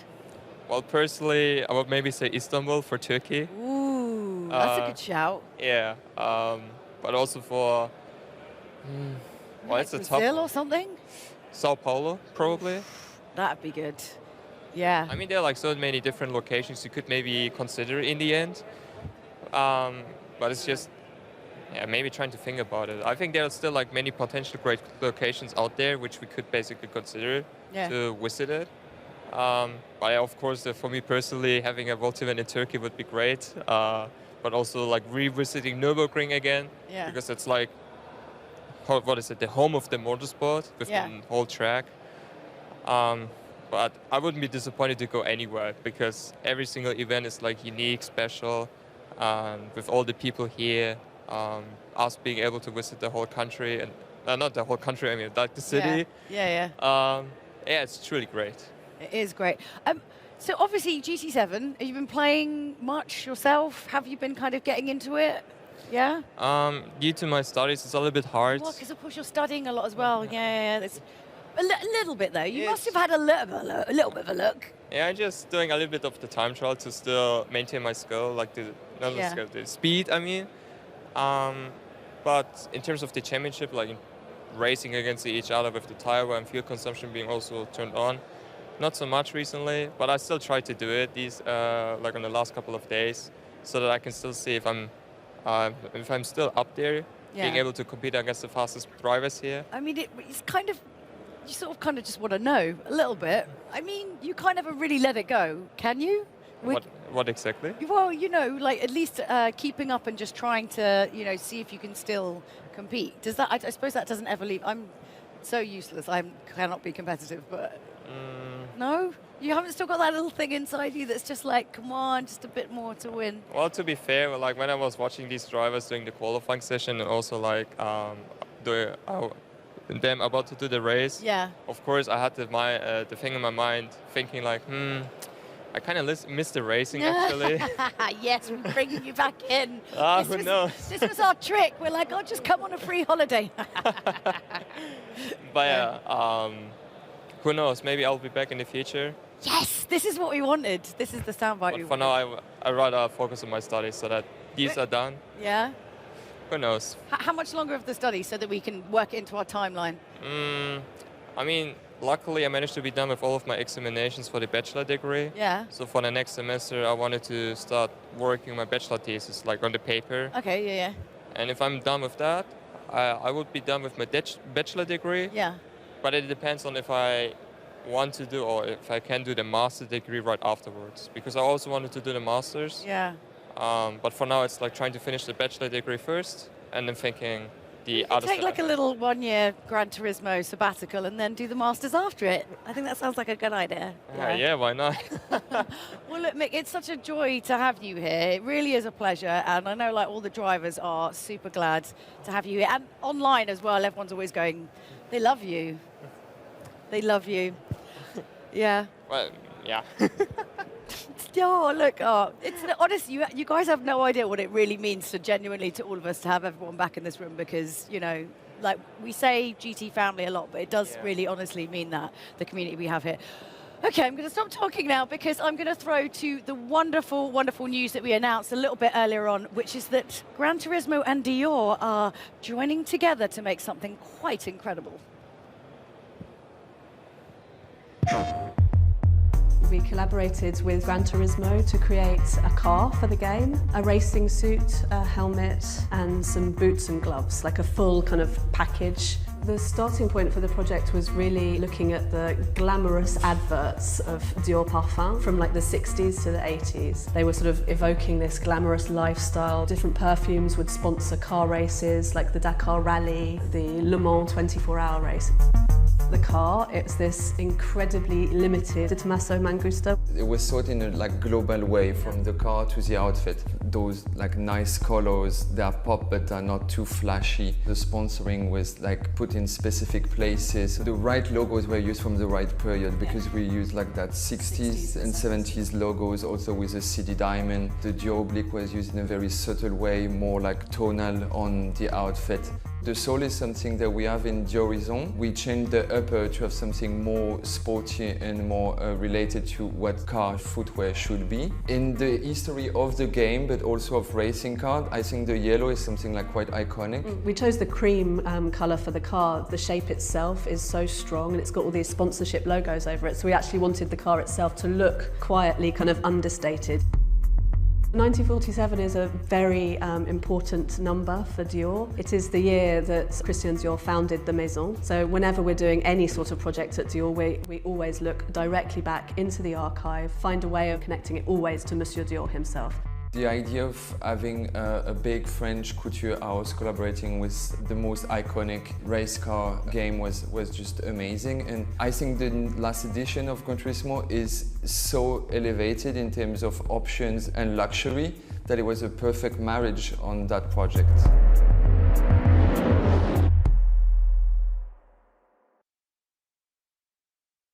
PlayStation Super excited to see what the partnership with Dior and Gran Turismo will bring in the future. As you can see, they're, of course, already kicking off in a really, really positive light. Looking forward to seeing that being brought into the game and, of course, having a new partner within Gran Turismo. Can't be a bad thing, can it? I want some free kit. You always want some free kit. You're just on the scrounge everywhere you go. It's a Yorkshireman in me. Like, you're from Hastings. you can't get any more southern. I have... He's like, anyway, yeah, I mean, really cool to see someone like Dior get interested with GT and partner up for stuff like that. Of course, it's the big names getting involved, and looking forward to seeing how that ends up. That stuff hopefully is.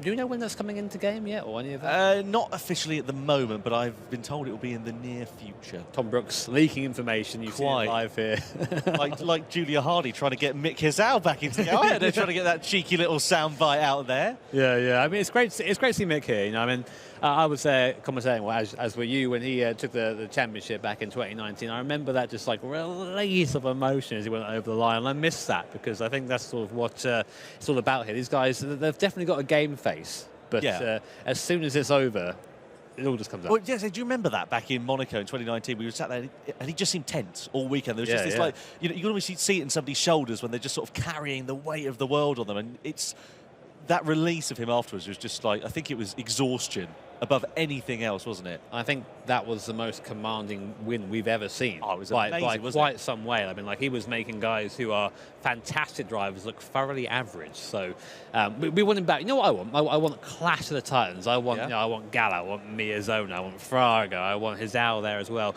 Stick them all together and put them in a race. And I think that would be one of the best things to watch. Destruction Derby, isn't it? Maybe. Who knows? Who knows? No, oh, goodness me. I mean, of course, it is the World Series Showdown that we've got for Gran Turismo in 2022. Of course, if we look back to what happened at round one not so long ago, I mean, saying not so long ago, it feels like a bit of a lifetime ago, but in reality, it was only, what, a couple of months ago, something like that.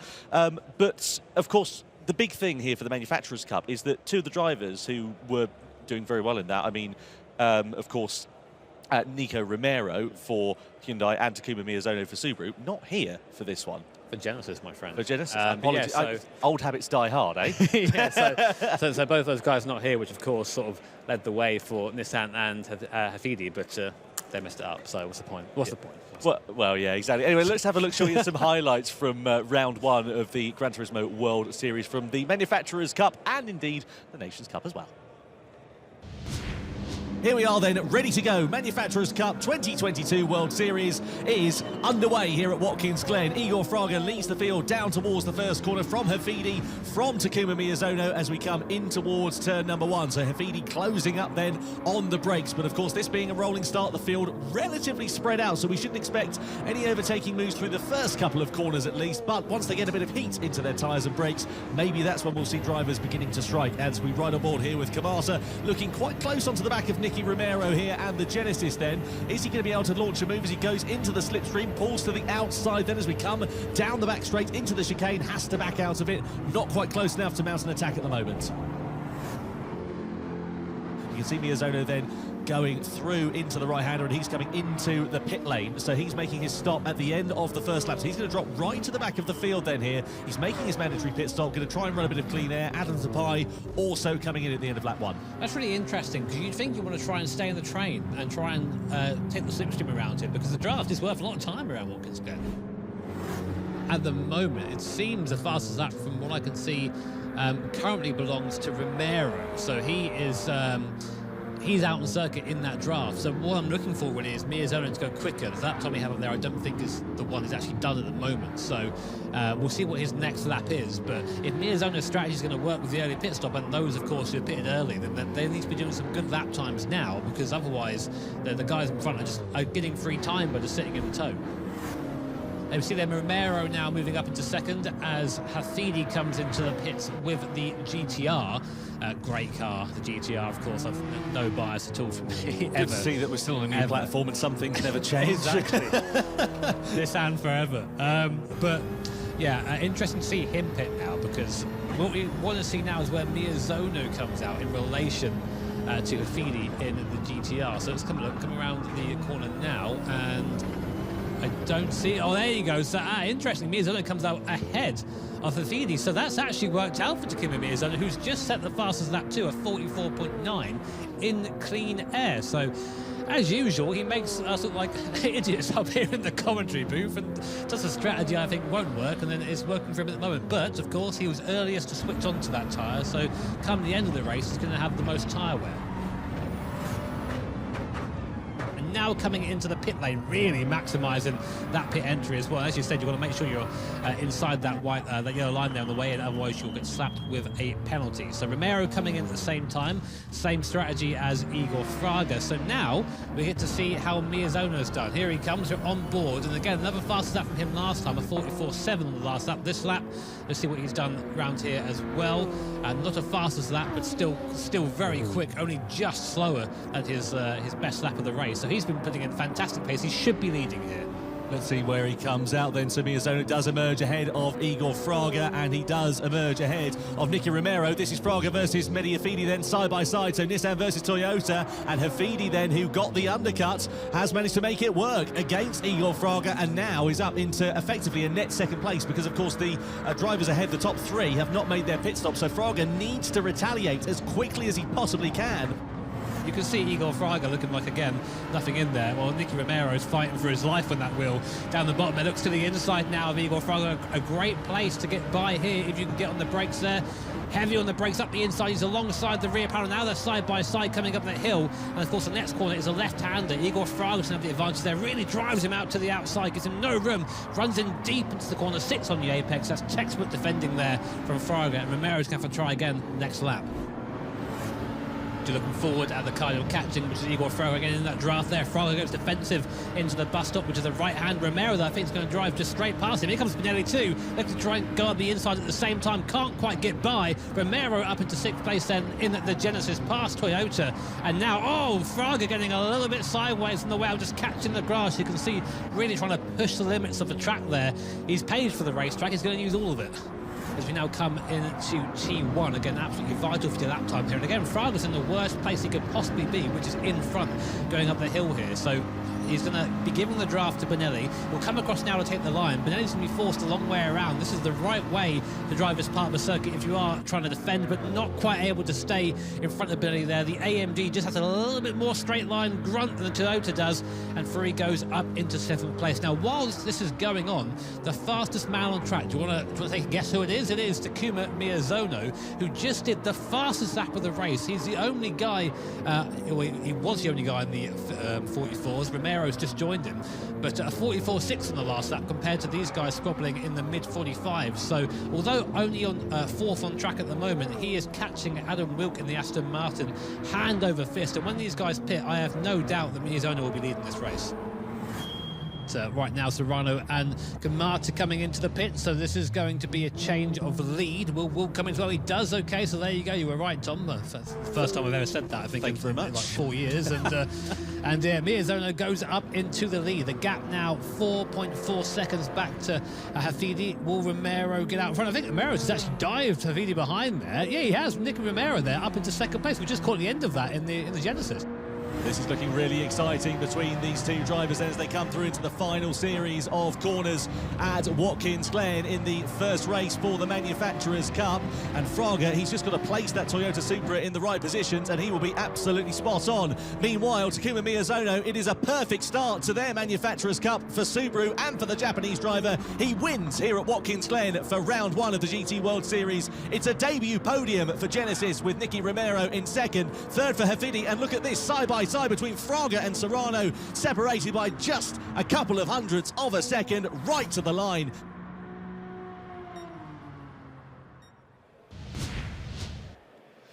Yeah, so I'm here with Valerio Gallo, who obviously you all know, or you all should know. Valerio, how's it going? Easy. Yeah? All right? Just having a nice time? Everyone's just having a nice time. Yeah, first of all, I'm really happy to be here after 2.5 years of being at home, having to meet all the guys again, and sharing the racing once again all together. So magical. Who are you most excited to see? Who are your favourites? Can you say? let's say for the race, yeah, we just saw, for example, Baptiste Bebois that unfortunately in the last round of the Nations Cup he had some issues, but yeah, we just saw that he got pole position and also by a lot. So yeah, I'm really looking forward to him because I feel like he deserves it. And yeah, I mean, for me, it's my favorite and at the moment. So yeah, let's see. I mean, how do you think it's going to feel? Because obviously, we have had, that time of like racing at home. You're at home, you're comfortable. Do you think it's going to be weird being back and being on the stage? Because it's a lot, to like perform at your best when everybody's kind of watching. Does it affect you? Do you think you'll be bothered by it tomorrow? Yeah, absolutely. Because we've been in our comfort zone in all these years, and we are not used to that live event vibe anymore, And I think now is the moment to restart again and do it in the right way. So yeah, I mean, we can do it.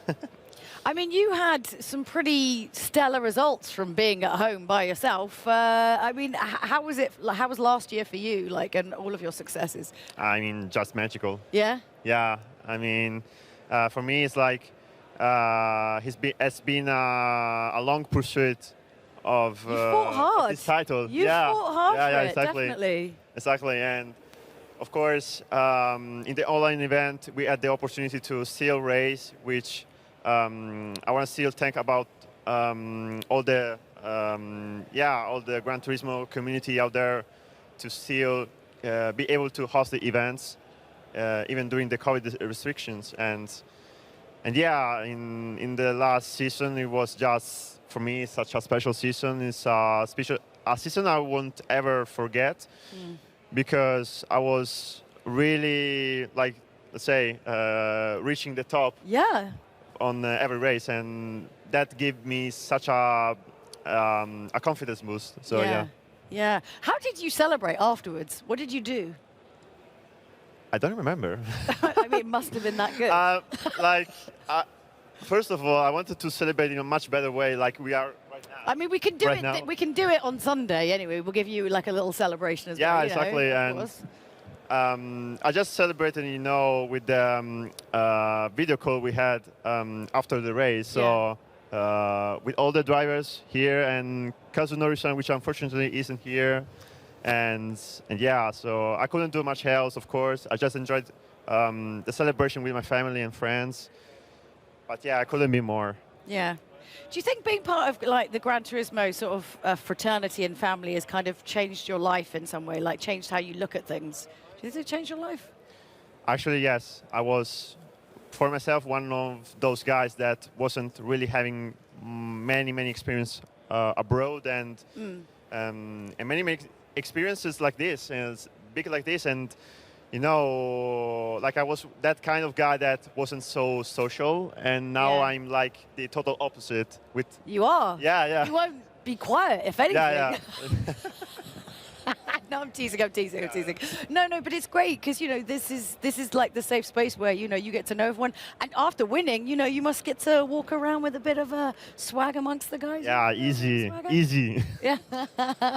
So how do you feel kind of going ahead to tomorrow? What are you thinking?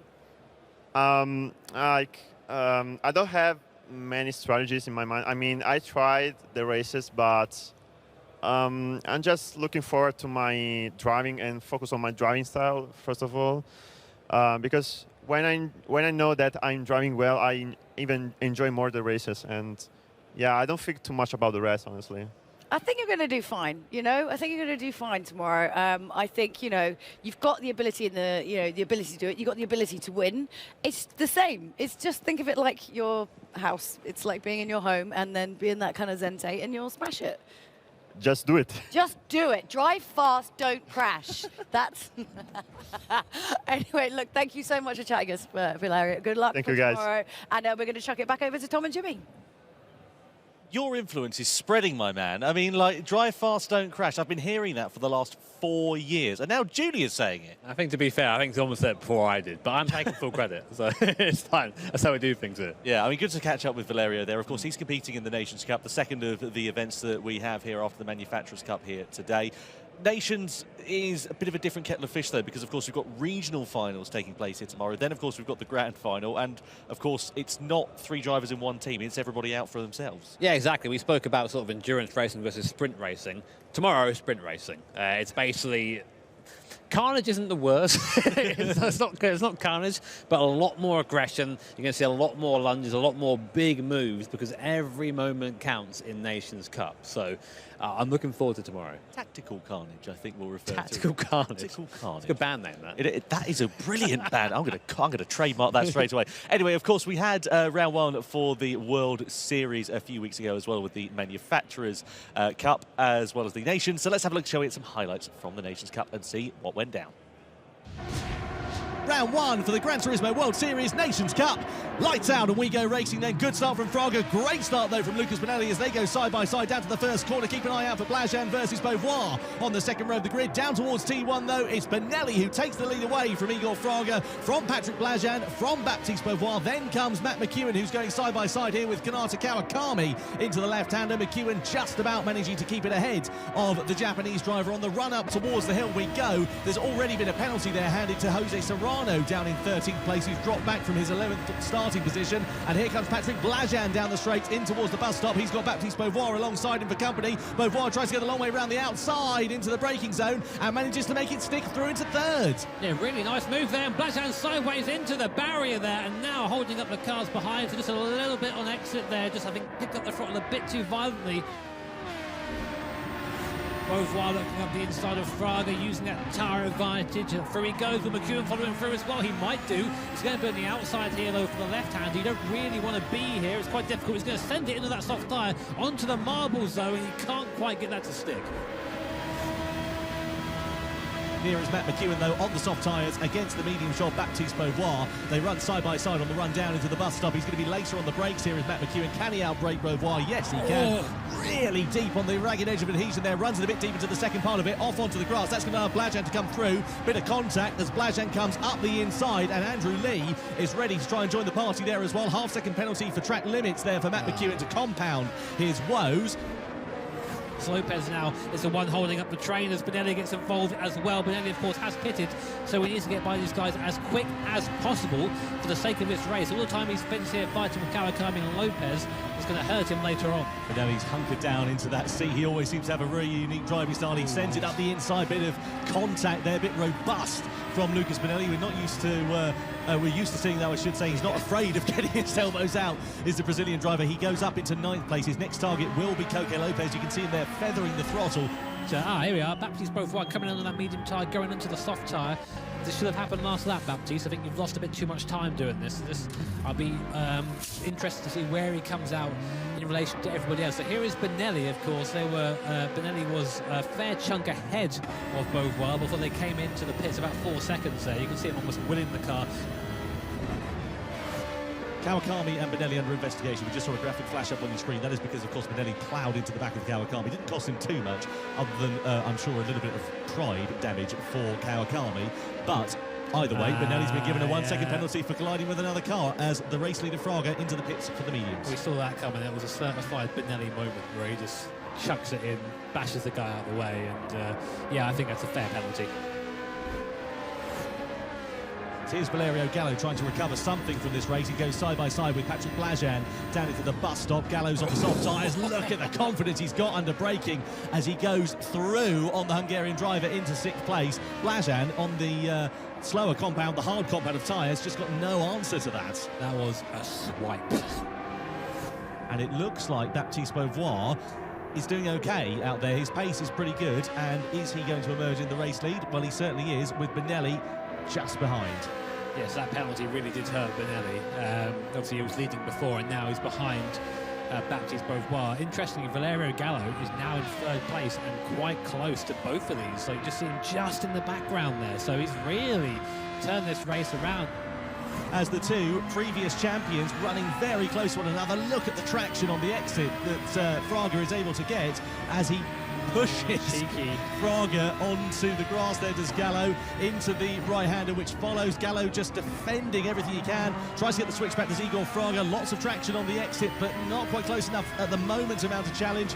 Gallo placing that Suzuki in every possible position to try and hold on through that left-hander, but Fraga's got the outside line, he's got track position, and he does just about manage to get ahead for third, or does he? Because Gallo, once again, is still there on the inside, but Fraga eventually gets through. Gallo has to relent, drops down to fourth. At that point, he's sort of let the move go, but as you're saying, yeah, Gallo really struggling now. His lap time's dropped considerably last lap, and again driving Blajan to the wall, just giving him enough space to come back to take his line. So I think Gallo really on the edge of defending there and just getting it wrong on exit. There's contact between Miyazono and Blajan, and just like that, Miyazono, being in the right place, takes 2 positions at once from P6 up to P4. Gallo, the big loser there, down to P6, and Blajan, despite all the action, is just where he started. Blajan really does know that as well, and he's trying to make hay whilst the sun shines into the bus stop. He's going to have a lot more grip under braking. Can he go for the outside line? Keep an eye on the background for Mangano as well. Side by side as they go through the bus stop then, and Blajan goes through. Gallo's out wide. Mangano goes through. Inestrosa and contact there off into the wall. So Gallo then knows that. He slows up, lets Inestrosa through as Serrano comes on and joins the party there as well, as those two run side by side. So it's Inestrosa versus Serrano up ahead, but Gallo there, well, a simple mistake has cost not only him, but also another driver there too. Our current race order to go on to the last lap, it's Beauvoir, Benelli and Fraga. Beauvoir! Oh, we were just singing his praises, and he's thrown it away. What did he do? Must have made a mistake into that bus stop chicane, and that is such a shame for the Frenchman. So he has thrown this race away from certain victory. It seemed like he's got off into the wall at the bus stop, and it's now Benelli leading Fraga on the last lap. That is dramatic. Out of the final corner and to the line, it is first blood in 2022. The World Series Nations Cup Round 1 race goes to Lucas Benelli ahead of Igor Fraga. Takuma Miyazono completes the podium. Oh, that was mega, that race as well. I forgot how dramatic it was. Yeah, I remember being like, Beauvoir's doing so well, and just spun straight away. So what I've learned is just don't speak. Commentate. I can get on board with that. Well, we are finally heading in the right direction. We are not far away from bringing you the rerun of this Manufacturers Cup race here. You'll be pleased to know we thank you very much indeed for your patience over the last amount of time, however long it's been. To be honest with you, it's very easy to lose track. It's been a little while. But we do very much appreciate your patience, and thank you for sticking with us. We're looking forward to bringing you the Manufacturers Cup race. And of course, this is now a chance for everything to start again. So, for example, if you're Volkswagen, happy days. If you're AMG, if you're BMW, you've got all that hard work to do again. Yeah, as you say, it's just a chance to sort of revamp, start getting back into the mindset of there's going to be a race, I've got to think about where I'm going to be at T1, I'm going to not cut the course if you're VW, that's always a good thing to do. And yeah, a second chance for some people there. I mean, it was only early on in the race, of course, so not many strategies had the chance to play out, but of course everyone did get a chance to look at what everyone else was doing, and now actually have a chance to sort of reset that and maybe do something different if they feel it wasn't quite working for them at the start of the race. Yeah, I wonder if we'll see different tyre strategies coming into play now they've had a few laps. I know we only got 4 before the red flag came out, but they might be thinking, actually, do you know what, that wasn't working for us. I wonder if we go for a quicker or a slower tyre, a different strategy, and try and mix it up a little bit, maybe that will help them get involved in the action more. Well, they've had a bit of time to discuss it. Yeah, that much is true. Yeah, so they've had plenty of time to go over it and see what they want there. But all the competitors just sitting behind the camera from what you're seeing us now. There they are. That was awesome. That's a nice little thing there. And also a reminder that we are live in 6 other languages other than us. You want to be with us, really, don't you? We've got, of course, German, isn't it? Kazao, he's earning his money tonight, isn't he? He's everywhere. And there's the French guys as well, Fabian and Donald. I was going to say the Italians. They've got big trouble. The Spanish guys up and Lucas, they're the Italians. Emilio and Andrea. Gonzalo and Francisco. And, of course, our Japanese guys as well. And we're now, I think, ready for our race.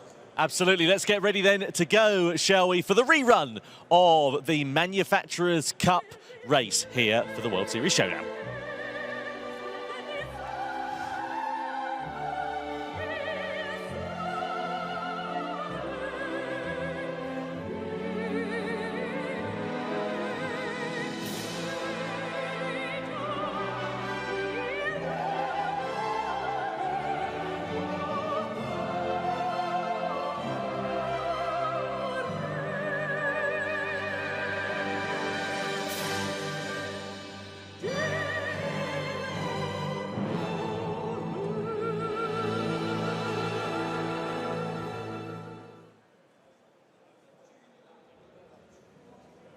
We're ready then to go for action for the Manufacturers Series race here for the World Series Showdown. It is Manufacturers Cup time then, as the drivers are lined up on the grid at Trial Mountain. We're ready to go green here in Salzburg, and this is how the grid is going to line up. Mercedes AMG line up on pole position, a brilliant lap from Baptiste Beauvoir. BMW on the front row alongside them. Next row of the grid is Volkswagen. Didn't have a brilliant start to the first running of the race, but they have got Chevrolet in the Corvette for company on row 2. Row 3 is headed by the 2020 champion Subaru, and they have got the 2019 champions Mazda alongside. Then it is Team Toyota in 7th place. Genesis, new to the Manufacturers Cup in 2022, in 8th place with Porsche just inside the top 10. That is bookended by Mitsubishi. The final row of the grid is completed by Jaguar in P11 and Nissan in P12. So then, there's been a fair amount of time for strategies to change. There's been a lot of discussion amongst the drivers after that red flag, and we're about ready to get the rerun of this one underway. Looks like all the tyres have stayed the same from what I can see anyway, so no strategy change here. Everyone's quite comfy with what they're doing. Will we see BMW try and bolt at the start again on that soft compound tyre? Will we see AMG defend a bit more? We have not very long until we find out. Keep an eye on Subaru, very light on its tyres. I think we're going to see it move forward as time progresses. But AMG leading the field to the line as the guys get ready to go for 48 laps here at Trial Mountain. Yep, absolutely. It is going to be Kazuki Cho, who leads the AMG Mercedes charge then, and will lead the field across the timing line as we get ready then to go green here for the World Series Showdown in the Manufacturers Cup then. Eyes on to the top of your screen. Let's see what will happen and who will be the victor in 48 laps time then. The longest race ever in Gran Turismo World Series history is underway as Cho leads the field down towards the first corner for Mercedes, followed by the soft-shod BMW. Then comes Volkswagen, then comes Chevrolet as they head down towards the first corner. Of course, a rolling start spreads the field out a little bit, and we won't see the moves being made until a little bit later on in the lap. But of course, the difference in tyres, for example, for BMW and for Chevrolet, will allow them to make moves, and Chevrolet are doing just that. Up the inside, through into 3rd place on Volkswagen, and look at BMW as well, all over the rear wing of Mercedes here in the first sector. Yeah, I'm just watching Mitsubishi as well in the background get past Jaguar for P10, so trying to make the use of that medium compound tyre. Meanwhile, we're seeing a bit of a repeat what we saw from the first attempt at this race. BMW right up now behind Mercedes AMG coming down the back straight in that draft. Now let's see what sort of legs the AMG has. Looking directly back at the BMW, the Corvette, a Chevy Corvette behind as well, also very quick in a straight line. BMW gaining, going to go to the inside line. They use that soft tyre, heavy on the brakes, into the next left-hander. There it is, up the inside. BMW, no, that Mercedes still defending there, but not quite going to make that stick on the outside. And I think Mercedes isn't going to lose one place, it might lose two to Corvette. Chevy on the left there, getting squeezed almost into the mountain itself. Mercedes staying ahead for now, but I don't think it's going to be there for long. Yeah, it's going to be quite in vain there for Kazuki Cho. The thing is as well, all that's doing is backing them up into the Volkswagen in 4th place there as well. You can see just how much more grip Adriano Carrazza has got underneath him with the soft compound of tyres. He's right in the slipstream. Is he going to dive to the inside into the final chicane? You bet he is. Chevrolet up the inside, Carrazza through into 2nd place. But look at that, of course, whilst they've been squabbling, it's not only allowed Volkswagen to close up, Subaru right there as well. Yeah, all very close now after that. It's given BMW a bit of a chance to get a bit of clear air as well. 1.3 seconds doesn't sound like much, but that is just about outside the slipstream range, which is everything around here, especially if you're trying to get by. So we're looking at Chevrolet right now in 2nd place, just got past Mercedes AMG, Volkswagen still there as well. This time that penalty, well done lads. I'm not getting that straight away. Toyota and Porsche also duking it out a bit further down the field. Porsche with the tyre advantage, but of course those tyres will wear quicker. It looks for a lunge up the inside into the tunnel. A little bit of contact there, I think, between the Porsche and Toyota now as we go into the next point. So right-hander, Toyota will have the inside, but Porsche there swoops around the outside. I can't help but think Toyota let them have that a little bit. Yeah, with Nostroza versus Moisov, and one thing's for sure, you don't give half an opportunity to Angel Nostroza, because you give him an inch, he'll take a mile, and he's not afraid to get his elbows out, as we have seen. A little bit further up the road, this is Subaru versus Volkswagen, then both on the medium compound of tyres. Haven't made much forward progress in this race, but are indeed the lead medium runners so far, so that's about as good as they can hope for with the BMW and the Chevrolets. Of course, the soft compound of tyre, quite a fair amount amount quicker over the course of one lap. You'd expect them to get a fair bit of distance. Here comes Subaru, sending it down the inside into the hairpin. Side by side they run. Nice, decisive, clean move there. Volkswagen trying in vain to defend the overtake, but not quite able to do. Kylian Drumont is through into 4th place. Nice overtake there. That was a big move, really nice there from Drumont. Came from quite a way back there, really using the strength of that in Subaru. I've just heard a contact in the background. I'm not sure if I just, that was something that I might have misheard. I think it was Porsche versus Volkswagen, you know. Yeah, I think it's getting a bit leery back there at the moment. But yeah, Subaru up into P4. And what did we say? We said they were going to move forward as the race goes on. I didn't think it'd be this quickly, though, as we come on to the end of lap 2 of 48. As we said, the longest ever race we've actually run in one of these live Gran Turismo events. Our definitely longest one we've done in the World Series, because it's the first one we've done live. So it's been a while. So interesting to see how our drivers adapt. If I may correct myself, I said it was Porsche versus Volkswagen. Porsche versus Mazda, the two teams that look like they made a little bit of contact right down at the back of the grid. Here are a couple of runners a little bit out of position. You can see Mitsubishi and Nissan on the medium shod tyres. In front of them, 3 hard shod runners, including Genesis, who are the immediate competition for them. Here comes Mitsubishi down the inside of Genesis. They're not putting up too much of a fight, so expect that to be the case for Genesis. Didn't qualify particularly that well, and they're going to drop a little bit further back because, of course, they just don't have the pace underneath them, but the race should come to them a little bit later. So this is Porsche versus Mazda that we were talking about here, and Mazda looking like they made a little bit of a mistake. Up the inside goes Ina Stroza there. There wasn't any contact, seemingly, from what we saw in that camera angle, but yeah, Mazda there making a little bit of a mistake, and Mangano, unfortunately, dropping down a position. See, I knew I sensed something. My sim racing degenerate senses were tingling. I was like, what's happened out there? What's happened back there? So yeah, we now see what happened. So looking at Subaru on board now with the Subaru. Great pictures. We now come around the long left-hander into this very familiar part of the circuit. I can't tell you how many laps of the circuit I've done at home in various iterations of Gran Turismo. Great to see it in Gran Turismo 7, and we are pulling onto the back of that Mercedes AMG. It looks like that over one lap the Subaru maybe not so quick, but look at Kylian Drumont putting on a fantastic performance here, definitely filling the shoes of Takuma Miyazono, who unfortunately isn't here due to catching COVID. We wish him a very speedy recovery, but Subaru looking very quick at the moment. It's quite important, though, for Subaru, because we know that car's not necessarily that quick in a straight line. So they need to be on the back of that Mercedes to be pulled along in that slipstream, effectively. Otherwise, if they lose touch, I reckon they could drop back a bit further. You see, look on the straight there, Mercedes pulls away. But what it does mean is if the Subaru is faster over the lap and can't get by on a straight line, it's going to get held up by the Mercedes. So we have to start thinking about strategy and what's going to work best over the course of the race. So great section of circuit here. You're really trusting the car. And I'm noticing through there the Subaru is actually flat. Other cars are not flat through there. So you see the difference in the speed. This thing is an absolute weapon in the corners. You see him just like right now, pretty much onto the rear spoiler of that Mercedes AMG, but there's nowhere to go here. It's on the brakes where it's so impressive, isn't it? Just look at how much grip he's got underneath it. He's able to close up. And the thing we mentioned before the start of this race, that Subaru very kind on its tyres as well. So if they've got grip under braking, they've got the pace over the Mercedes, but for in a straight line, and they've got good tyre life. They're in the pound seats. Yeah, definitely. And this is where the difference, though, is going to be made. This is where Kylian's going to be thinking, oh, come on. Give me a break. So, you know, he's going to have to really think about where he can attack here, because even if he does manage to get by, he's then going to try and defend it all the way down the straight. Even in the tow, he is now just barely gaining at the end of the straight, but he's nowhere near close enough for a move. Not yet, anyway. Maybe a last lap lunge. He's have a go. I say that. He's had a look. He's just, you know what he's doing? He's just letting the car in front know that he's there. He's trying to get in their mirrors, trying to intimidate him a little bit, try and force him into a mistake, because sometimes that's your only solution.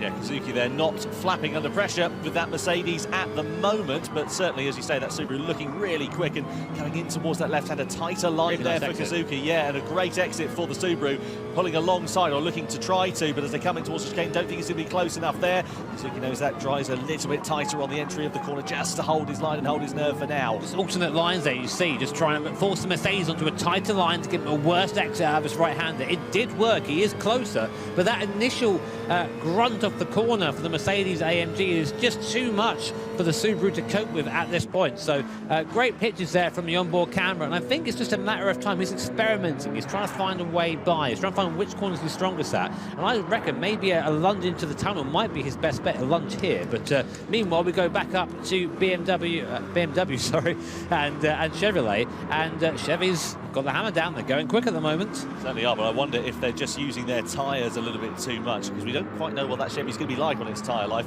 Don't forget, of course, a minimum of 14 laps they must run on each tyre compound here in this race. They've got 5.3 seconds over Mercedes. They can afford to have a little bit of a squabble, but they don't want to be fighting too much because, of course, if they start doing that, it will drop them in towards the clutches of that sort of medium shod battle in the middle of the top 10 at the moment. But as you said, Chevy looking like the quicker of the two. I'd love to see an onboard shot and see what the throttle positioning is like for Chevy at the moment. Adriano Carrazza behind the wheel, and I wonder whether he's just taking it a little bit easy. I don't think so, mate. It's Carrazza. He has 2 throttle positions. It's 0, 100. That's all he's got. So we're on board now with the Corvette. Fantastic V8 noise. Never get enough of that as we come into the last part of this circuit now. And you get the impression that he is driving the car a little bit harder than the guys in front. And what I mean by that is he's choosing now to push and to use the tyre whilst it's still working. It's a bit of a double-edged sword, this. You might have a little bit of speed now, but when it comes to, you know, lap 13, lap 14, when you're about to get rid of the tyre, he might end up with nothing left. He might just fall off the cliff, as you know, the term you might have heard a couple of times. So we'll see him be a sitting duck to those around him and just fall off BMW. So it's a game of strategy, it's a game of patience, and that's sort of the thing that I really like about endurance racing. It's a big story, and we get to watch it unfold. Porsche there right onto the back of Volkswagen. This is a great nose-to-tail scrap between 3 manufacturers, Mercedes, Volkswagen and Porsche. Just inside the sort of lower half of the, or sort of the middle of the top 5, top 10, I should say, rather. So down in towards that first corner we go, riding it over the crest of the hill, and you can see they've closed right up onto the back of Subaru there as well. So I wonder, when Subaru get past?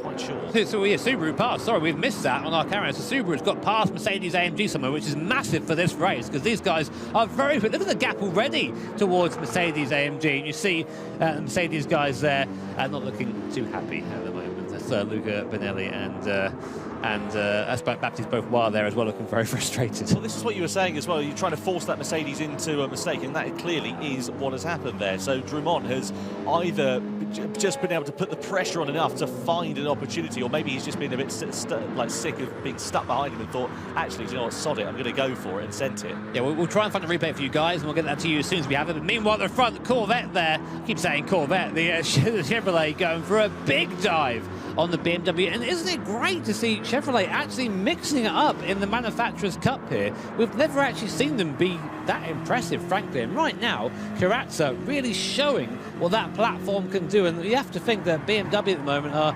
maybe thinking, do we let them go? Do we want to fight them this hard? It's one of those moments where it can really define your race one stint. And you see now, the Chevrolet driver is just getting out of the toe a bit, showing his nose, making people know that he's aware that he's there. If you're Eric Cassey at the moment, you do wonder what the best strategy is. You can see him there on board. We ride as we come down the start-finish straight. This is a very close opportunity here for Adriano Carrazza, who pulls out of the slipstream as they go side by side down the start-finish straight, and Carrazza goes through Chevrolet into the race lead. So nice move there from Chevy.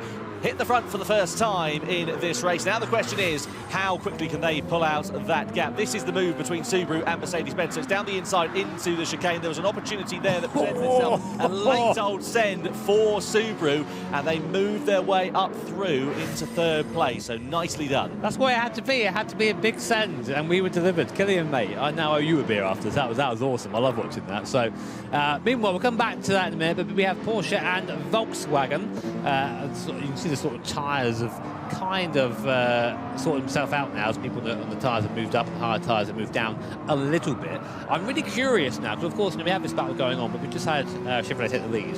What is Carrazza going to do behind the wheel of that Chevrolet? Is he going to just sort of chill out a bit? Is he going to set the pace himself? Because if I were him now, you've got parts, you've got the pace, keep the tyre alive. Keep it alive as long as possible, and make sure you hand off the car in the lead. It doesn't go particularly well with the Carrazza strategy. As you said, he's only got 2 throttle positions. Yeah, I mean, it doesn't, but we joke about that, but every driver here is one of the best drivers in the world in Gran Turismo. They know how to work things. Good news there for Nissan. They've just been able to get themselves ahead of Mazda. So up into P7, right from the back of the grid there for Nissan. So making their way through on that medium compound of tyres. So they are now sort of last of the medium shop runners. They're 5.4 seconds off the back of that gaggle that we saw between Merc, Volkswagen and Porsche a little bit earlier on, but still, nonetheless, good for them at least to be in a bit of clear air. That is warming up, mate. That is warming up. They have only shown us 5% of their power so far. You wait. It's happening. Yeah, anyway, back to this. So lap 7 to the start of lap 8 out of 48 we are then. 1.6 seconds the gap now sits between Chevrolet and BMW at the sharp end of the race. So let's see this move between Nissan and Mazda then. So out of the slipstream they go. Nice bit of power, and the slipstream there proved to be very effective. It's going to be a nice move on the brakes here for Nissan through into 7th place. Clean as you like, textbook into that corner. Best move of the race, easily. Easy best move of the race. Yeah, I mean, yeah, as you say, textbook. So let's see if they can move up a bit more. So meanwhile, nice little battle here, 4th and 6th. We have Mercedes who have sort of fallen off the back of Subaru. I think it's fair to say 2 seconds. And that Subaru is rapid. It really is. I don't think it's lapping too much slower than the guys on that soft compounded tyre. In fact, if I look at the, I think the last lap time, the Subaru was actually quicker than the BMW. And then the BMW, and only half a second slower than Chevrolet. So BMW, watch out. Yeah, Carrasco's got the hammer down, no doubt about it. I mean, he is in the 149 flats, whereas the BMW last time around, that was a 150.7. Whether they made a mistake or not, we don't quite know, but still, that is a sizable difference in terms of pace. And speaking of differences in pace, look at this between the two different tyre shots of the Toyota and the Mitsubishi. Mitsubishi putting out the slipstream, a half look there. Again, not close enough to mount a particular challenge at the moment, but Mitsubishi, that's being driven by Shimizu, and looking forward to see what the Japanese driver is going to be able to do as he sits right on the back of Nikita Moisov, who hasn't particularly made that much of an impression on this race so far, but of course he is on that hard tyre, so I wonder if they're playing that longer game here, which is, again, the opportunity. The hard tyre, though it looked terrible in the early stages in terms of where they sit in the race, it can play benefit later on because, of course, they've got quicker tyres than those around them who've still got to run those slower compounds. Yeah, it might seem like a basic thing to explain, but basically, if you're new to Gran Turismo and you're tuning in for the first time, soft tyre, fastest, wears quickest. Medium tyre is in between the soft tyre and the hard tyre, and the hard tyre wears the slowest, but is the slowest. So it's basically, what do you want? Do you want durability? Do you want your tyre to be consistent for a long period of time? Or do you want speed at the cost of maybe tyre life? The guys in 1st and 2nd, BMW and Chevrolet, they've all chosen to go on to that soft compound of tyre. And you can see that on the graphic on the right there, that Carrasco in that Chevrolet is using the right side a little bit more than that BMW is. It's an anti-clockwise circuit this, so you'd expect the right side of the car to wear a little bit more because, of course, you're putting more lateral load on the outside of the car. But, yeah, as you say, he is definitely going for it at the moment. He was,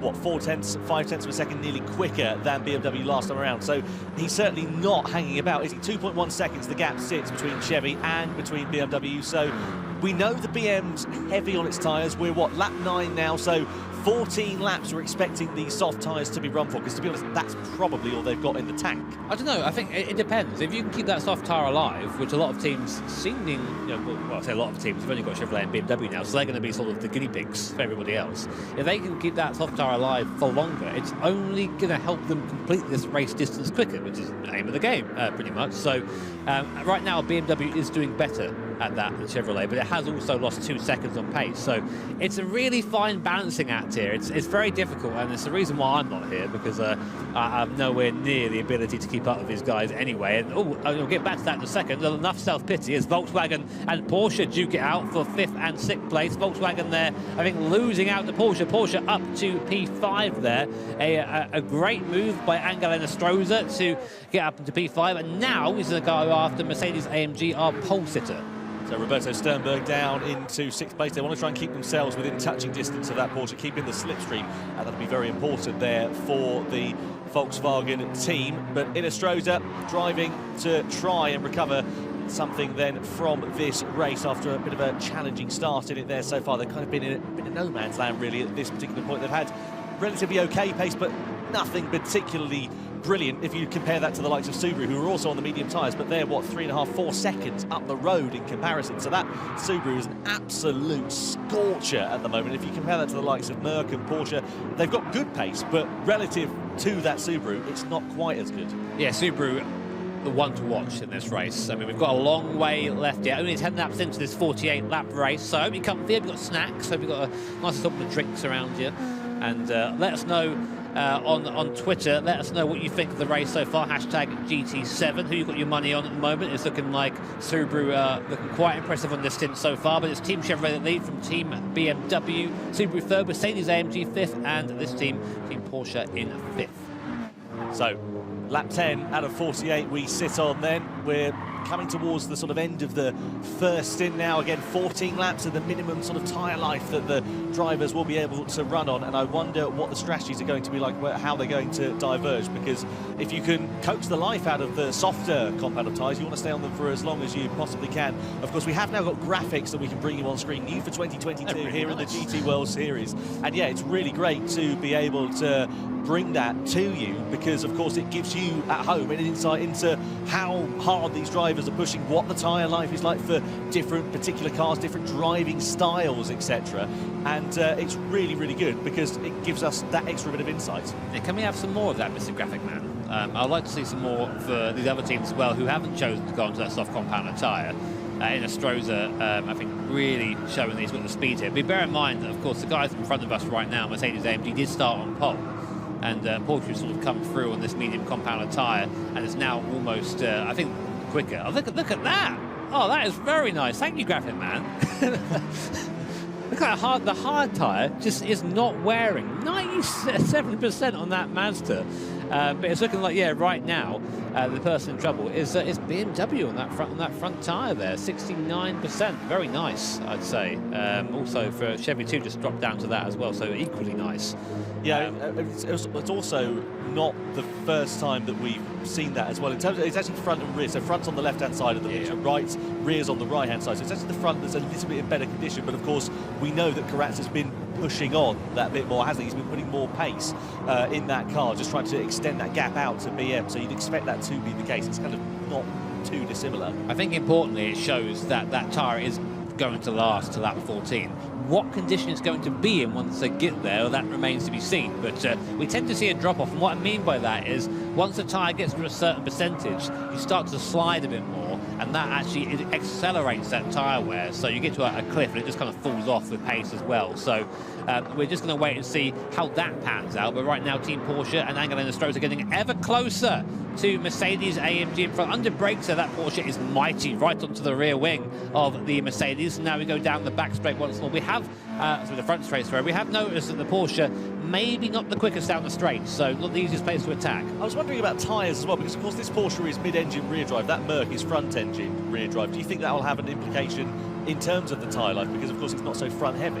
Yeah, I mean, you tend to see in that situation the front-engine car would use its front tyres a little bit more, and of course it's prone to a bit more understeer anyway. Kind of the opposite of the mid-engine. The engine's right in the middle, the car rotates really nicely, so a bit more balance usually. And here is our little graphic, and yeah, the Mercedes has used a little bit more of its front tyre, and the Porsche a bit more of its rear tyre. So there isn't much in it though, is there? I mean, it's not as sort of night and day as I thought it would be. There's a lot of testing that goes on behind the scenes here for these events to make sure that the balance of performance is exactly as close as it should be, and that's what allows us to bring us these close races. There's a huge team at Polyphony. I say huge team, it's relative to some things, but it's a team at Polyphony that are able to sort of do all this extensive testing and work at the balance of performance. They take feedback and they look at it, they're like, okay, we're going to tweak this, we're going to tweak that, and then when we come to things like these World Series Showdown events, it's just able to bring it so close together. Do you want to know who the fastest person on track right now is? Enlighten.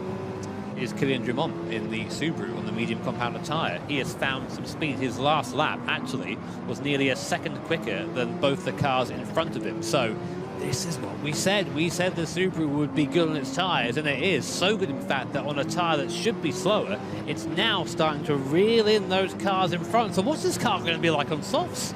What's it going to be like on the hard tyre? It's going to be absolutely fantastic as our Angela Stroza there gets a little bit too close to the Mercedes-AMG in front, so I'm sure our stewards will keep an eye on it. I don't think there was any contact there, but you know, there might be a precursor to make a bit more scary. But yeah, really cool seeing these strategies develop. It's definitely a different sort of racing, endurance racing. It's a slow burner. You have to sort of be with the story. But I love this stuff. I find it so fascinating. I hope you guys do at home as well.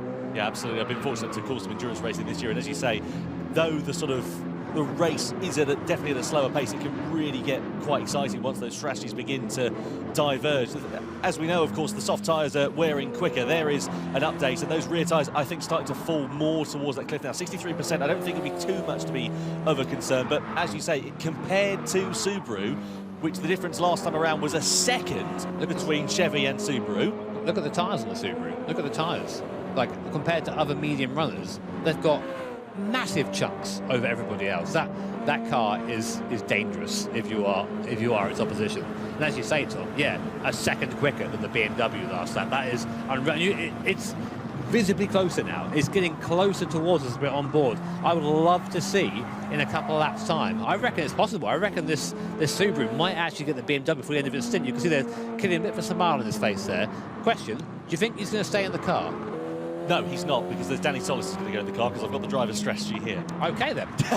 well, question answer, there you go. Well, Subaru are down to 2 drivers, of course, for this one. Kimi Miyazono sadly testing positive with COVID-19. So basically what that means is one of the drivers has to double stint. They've chosen Killian to be the driver who does that double stint. And basically what that means is they can either come into the pits, change the tyres, and then continue on in the car, get that continuity, or they can change over to the other driver as they would have done normally and then get back in the car for the final stint. That is the strategy that Subaru are going for, and I think pretty much everybody else who's got 2 drivers. So, for example, well, we should have had Mazda, but in fact we do have Mazda, because of course Giorgio Mangano is driving for them, and they're doing exactly the same strategy in their respective race. Another second quicker that lap, Subaru. It's looking scary now for BMW and for Chevrolet. They will all be aware that Subaru is closing. All these guys have team radio, so there's 2 guys, of course, not driving, well, for the majority of the teams anyway, and they're all on the radio chatting away, letting them know the gaps. And if you're team BMW, you're probably saying, stop telling me, I can see it's getting closer. Last time we looked at the gaps, it was about 5 seconds. It's now under 3 seconds. That just goes to show how much of a gap they're pulling out, just to put it into a bit of relevance there for you. And you can see their Subaru really close now onto the back as they come down the back straight. So yeah, those tyres, I wonder whether it's the soft tyres are falling off the cliff or just the medium tyres are coming into their sweet spot now as they come through the second bridge. I don't think Drummond is going to be close enough to launch a move up the inside, but certainly getting closer. The thing is, of course, with endurance racing, you've got to bide your time. You don't want to strike too soon, put both of you in strife, and then it costs you more than you'd have gained. Yeah, I mean, I appreciate that. Also, though, you kind of want to send it sometimes, you know, like, especially if you see you're reeling the guy in front at that rate. If it's a second a lap, you've got to get by. You've got to get by quickly, because you're going to get held up. Look how close now Kylian Drummond is to the back of Team BMW. I think Drummond might be having a lunge here if he's close enough. The problem is, of course, that Subaru doesn't quite have strength. BMW opting to pit, had enough of that soft compounder tyre, getting off it as soon as they can. So BMW pitting, also Chevrolet pitting as well, from what I can see on our screens at the moment. Subaru staying out and they take the lead. Yeah, Chevy coming in, Merc coming into the pit lane then as well. So everybody coming in. So medium tyres for Chevy, medium tyres for BMW, hard tyres for Mercedes. Nissan also in the box as well for the hard compound of tyres. So lots of strategies now beginning to play out for the first time. What's that, 5-6 cars that we've got coming into the box where a BMW going to emerge, and what is this going to mean for them? Because of course they'll know that those medium tyres, though they won't be quick over the course of the one lap, if they can just eke them out, they'll have good pace. So the medium tyres looking like the ones to be on in terms of the ultimate pace. But this is what it means in front, because you saw Chevy into the pits there and they just emerged ahead of Mazda. Crucial for them because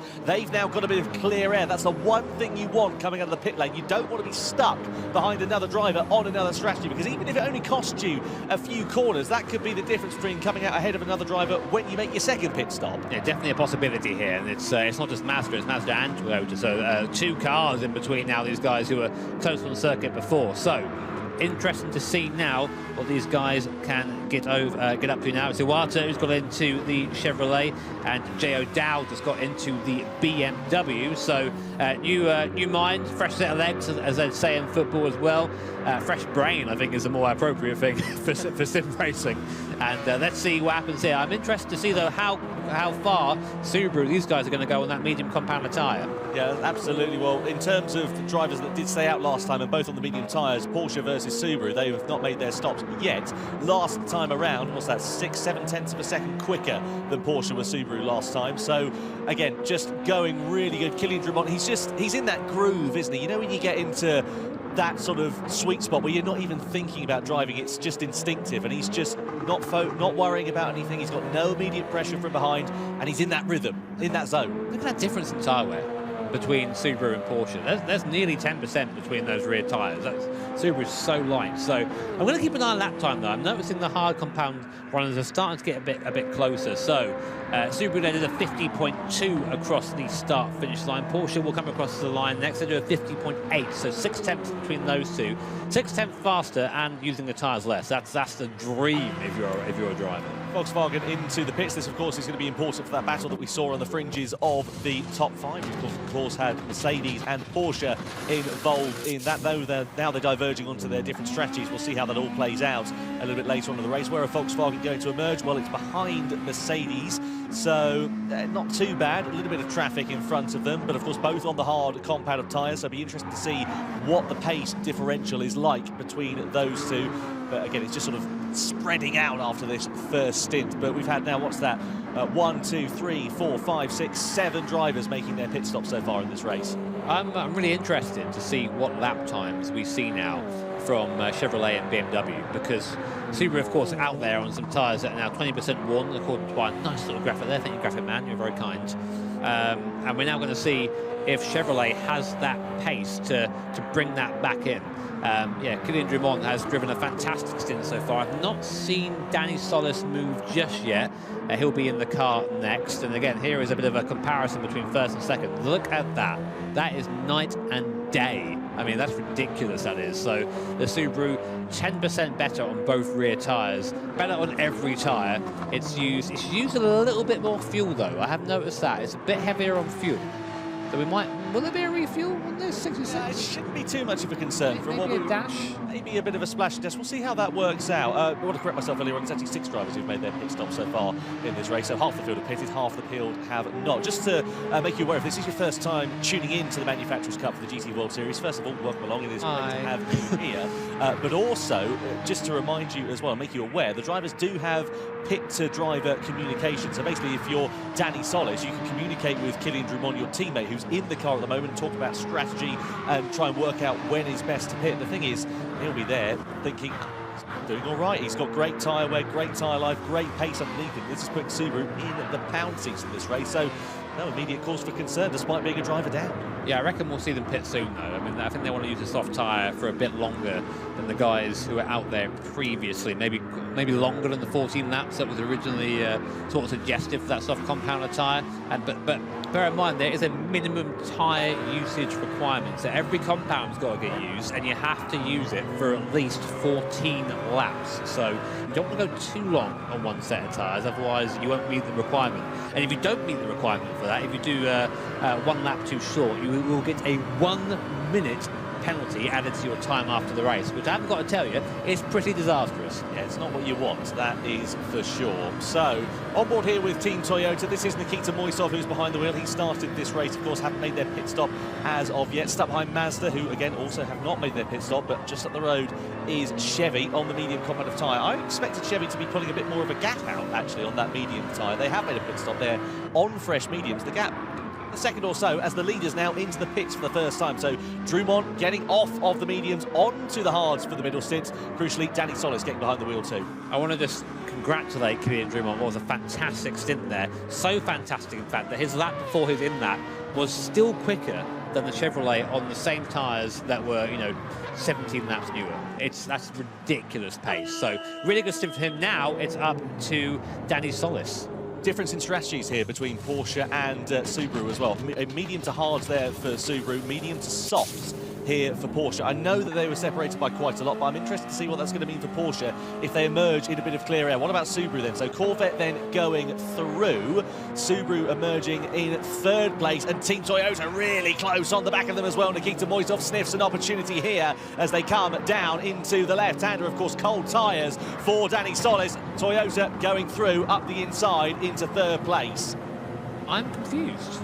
The Subaru must have taken fuel. They shouldn't be out behind Chevrolet. They should be well in front after that stop. They were fastest on track. They were putting better laps than everyone else around them. They should be in the lead. But I guess maybe they took a bit of fuel. Maybe now's the time to do it on that hard compounder tyre, because as I said, it was a bit marginal towards the end of the race whether they'd actually make that work or not. So maybe a bit of a splash going in there, but or a slow pit entry, but I don't think it's going to make so much of a difference. Although it might. A second in racing can be the difference between winning and losing. Well, speaking of winning and losing, there is a battle going on here in the lower half of the top 10 between Porsche and Mercedes. Porsche on the soft competitive tyre, Mercedes on the hards, but Mercedes definitely looking the quicker of the two cars at the moment. Trying to pull out of the slipstream there, but not quite able to mount a challenge as they come down in towards the left-hander. This is really close racing between these two drivers. Porsche have got Conor Healy behind the wheel at the moment. Mercedes, of course, who have also made their first pit stop in this race. Baptiste Beauvoir, the Frenchman who, of course, secured them pole position behind the wheel and having a sneaky look up the inside as we just crossed away from that. Here comes Genesis sending it as well on BMW through the left-hander. That was a decisive move from the new boys in the Manufacturers' Cup as they make their way through into 6th place, and Porsche just able to keep ahead of Mercedes as well further back, but Porsche there weaving it off into the wall. There's contact there. Not quite sure what happened, whether Porsche had a bit of a crash with Mercedes, but either way it does mean that Porsche have hit the wall. We need to see a replay of exactly what went on there, whether he just moved and weaved a little bit too much or whether there was a bit of contact, but either way it's dropped Porsche and Conor Healy right towards the back of the field. That in it, Chief? That's going to be interesting there. What's going on? Hello? What's going on with Conor Healy here? Is he having a bit of a tete-a-tete? Bit of a meltdown there. I'm just looking over to see what's going on. I think there's a hardware issue. I think there's a hardware issue for Conor Healy.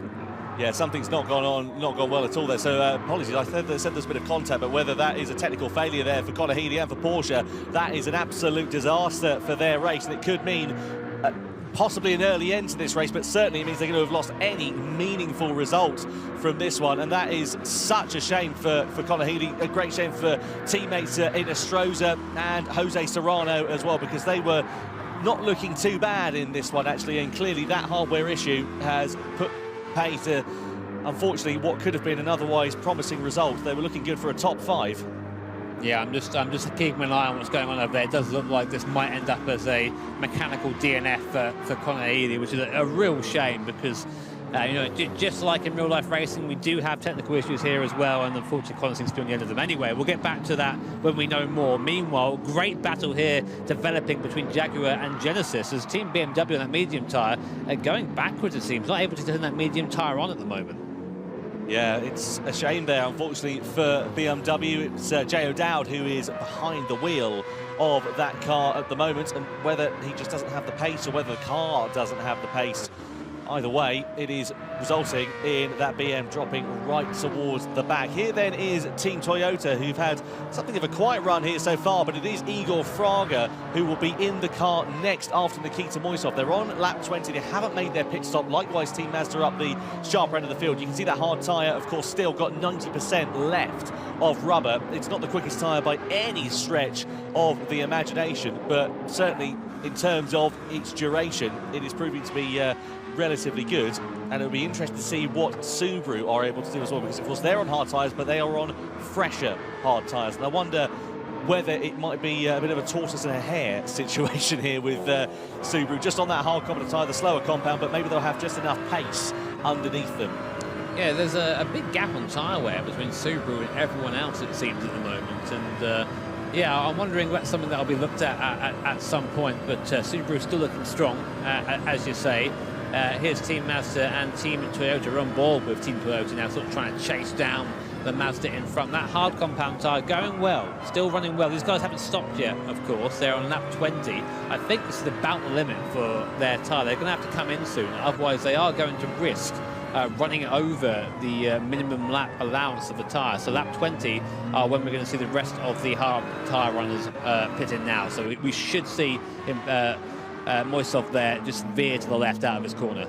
Yeah, let's see whether that does prove to be the case. Indeed, it does. Absolutely spot on there, Mr. Broadbent. So into the pit lane then comes Mazda. Likewise, Toyota as well. Same on fuel. What strategy they're going to go for? Tyres, they are going to diverge on their strategy. So medium tyres there for Mazda. Hard, soft tyres there for Toyota as well. Jaguar also going on to the medium compound. What about Genesis? They go on to the mediums there as well. So everybody will have now made one pit stop then in this race. And the upshot is that it is Chevrolet who are 7.1 seconds now in the lead from this one, but who is going to emerge where once these pit stops have all played out? Yeah, bear in mind, of course, that Chevrolet still owe the hard compound of tyre at the end of the race, and Subaru still have the fastest tyre to come. So all to play for. We're coming up nearly now to the midway point of this, our first 90-minute endurance race here in the Gran Turismo World Series. Great to be doing an endurance format here. I'm a massive endurance fan, so it's a pleasure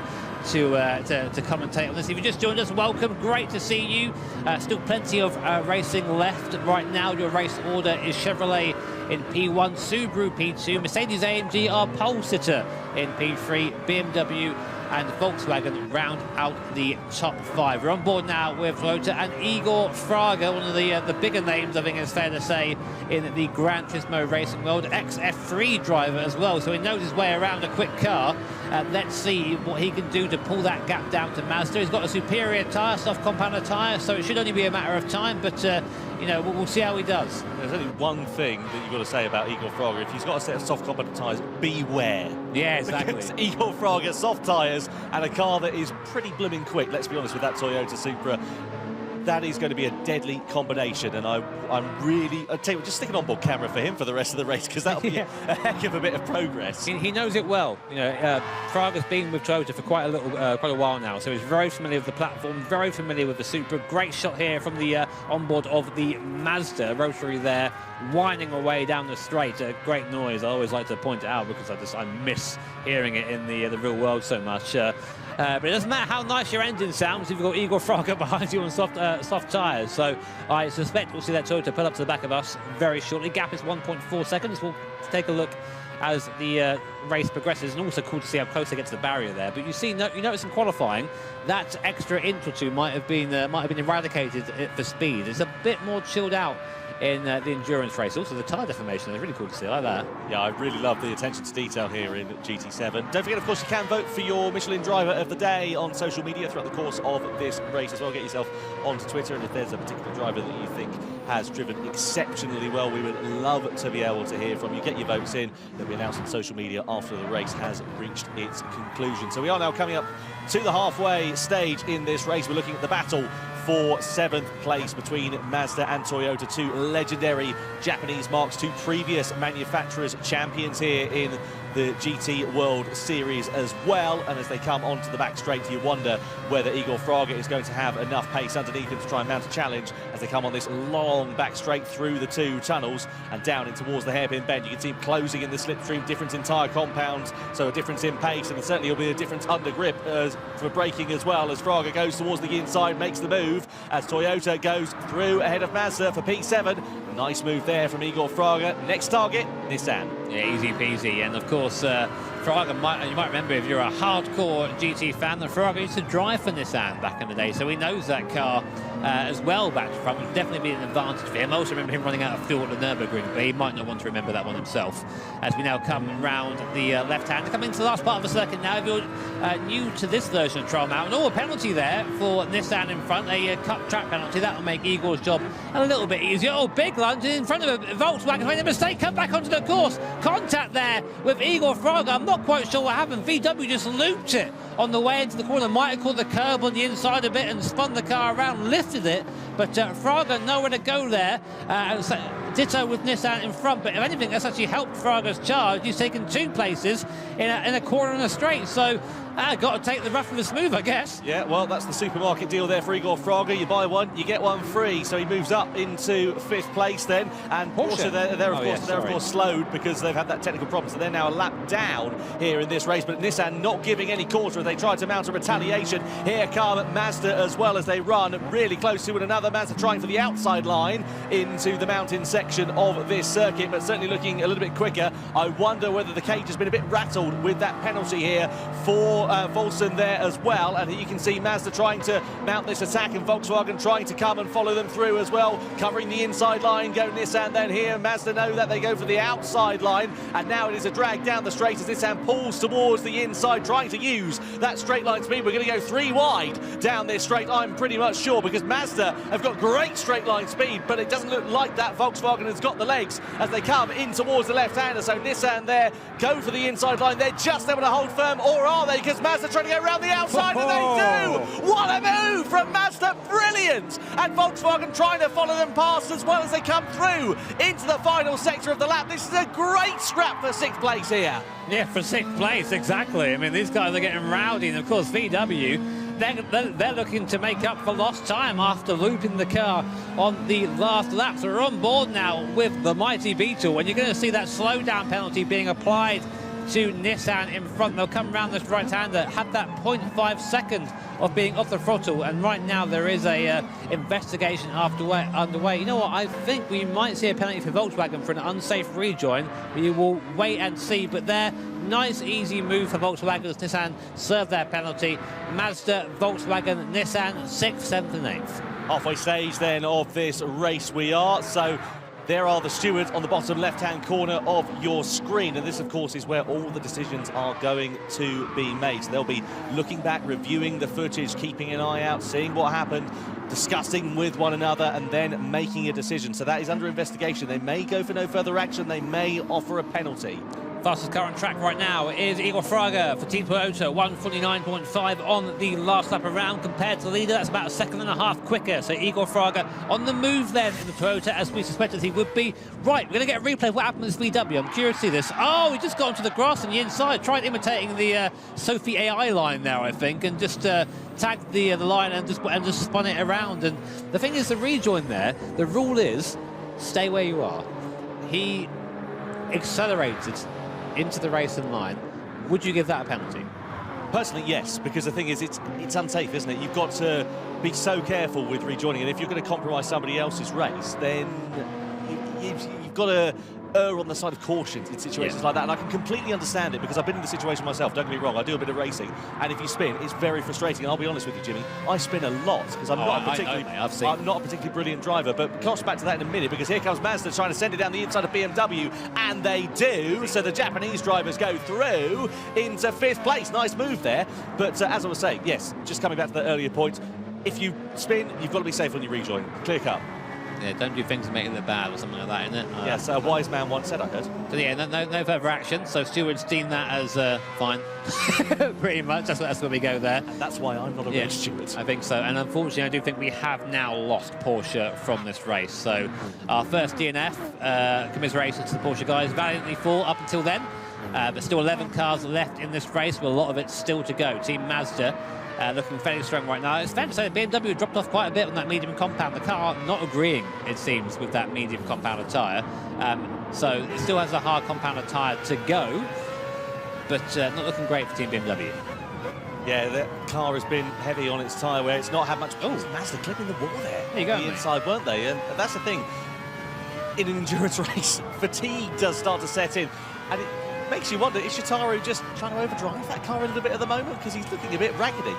Yeah, a little bit. I think, you know, he's at this point, he's aware that he's sort of on the mid-stint. He needs to make it count. It needs to be a quick stint. Otherwise, the last one for this Mazda will be using the soft tyre at the end. Still has that toe. You're basically trying to set up for the anchor at the end. You know, you're trying to, for that last. It's like a relay race. Pretty much what it is. So I think maybe he's got that in the back of his mind and starting to throw the car around a little bit. We know that Mazda's fairly lively as it is. So that might not be helpful to him. So let's just try and... So where are we in the race right now? Let's just take a step back, see where we are in this race. So right now, Team Chevrolet are leading from Team Subaru by 8 seconds.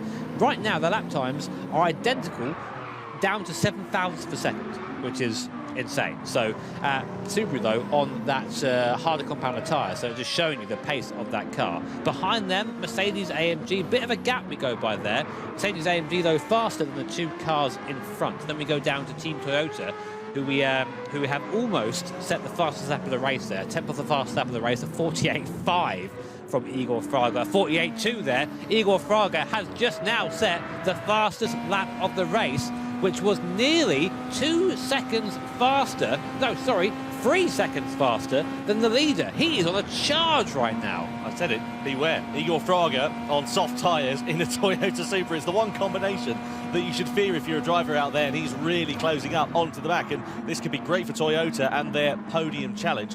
Just coming back to, as you were saying there, Jimmy, Chevrolet, of course, on the medium compound tyres, they still owe the hard tyres. They still owe the slowest compound, where, of course, Subaru are getting that out of the way in the middle stint, but still keeping pace. So you wonder, when it all plays out with these pit stops in the latter stages, whether that's going to put Subaru in the pound seats, because they've got the softs to run. Yeah, basically, see it as, you know, if we're going to go back to the relay analogy, that Chevrolet have had their fastest guys go there first, and the slowest guys going to go last, whereas Subaru has opted for their fast guy last, as has Mercedes AMG. So, one to watch. Really looking forward to seeing those racing forward. This is where endurance racing gets fun, as we come back now to a battle between VW. Oh, bit of a move there. I'm interested to see if the stewards watch that back, but Nissan there, not phased whatsoever, all the way around the outside there, squeezed to the barrier by VW. I think that was a good move. It was a hard move, but a fair one. And Nissan now all over the back of Team VW, who is, we have to say, are going backwards somewhat.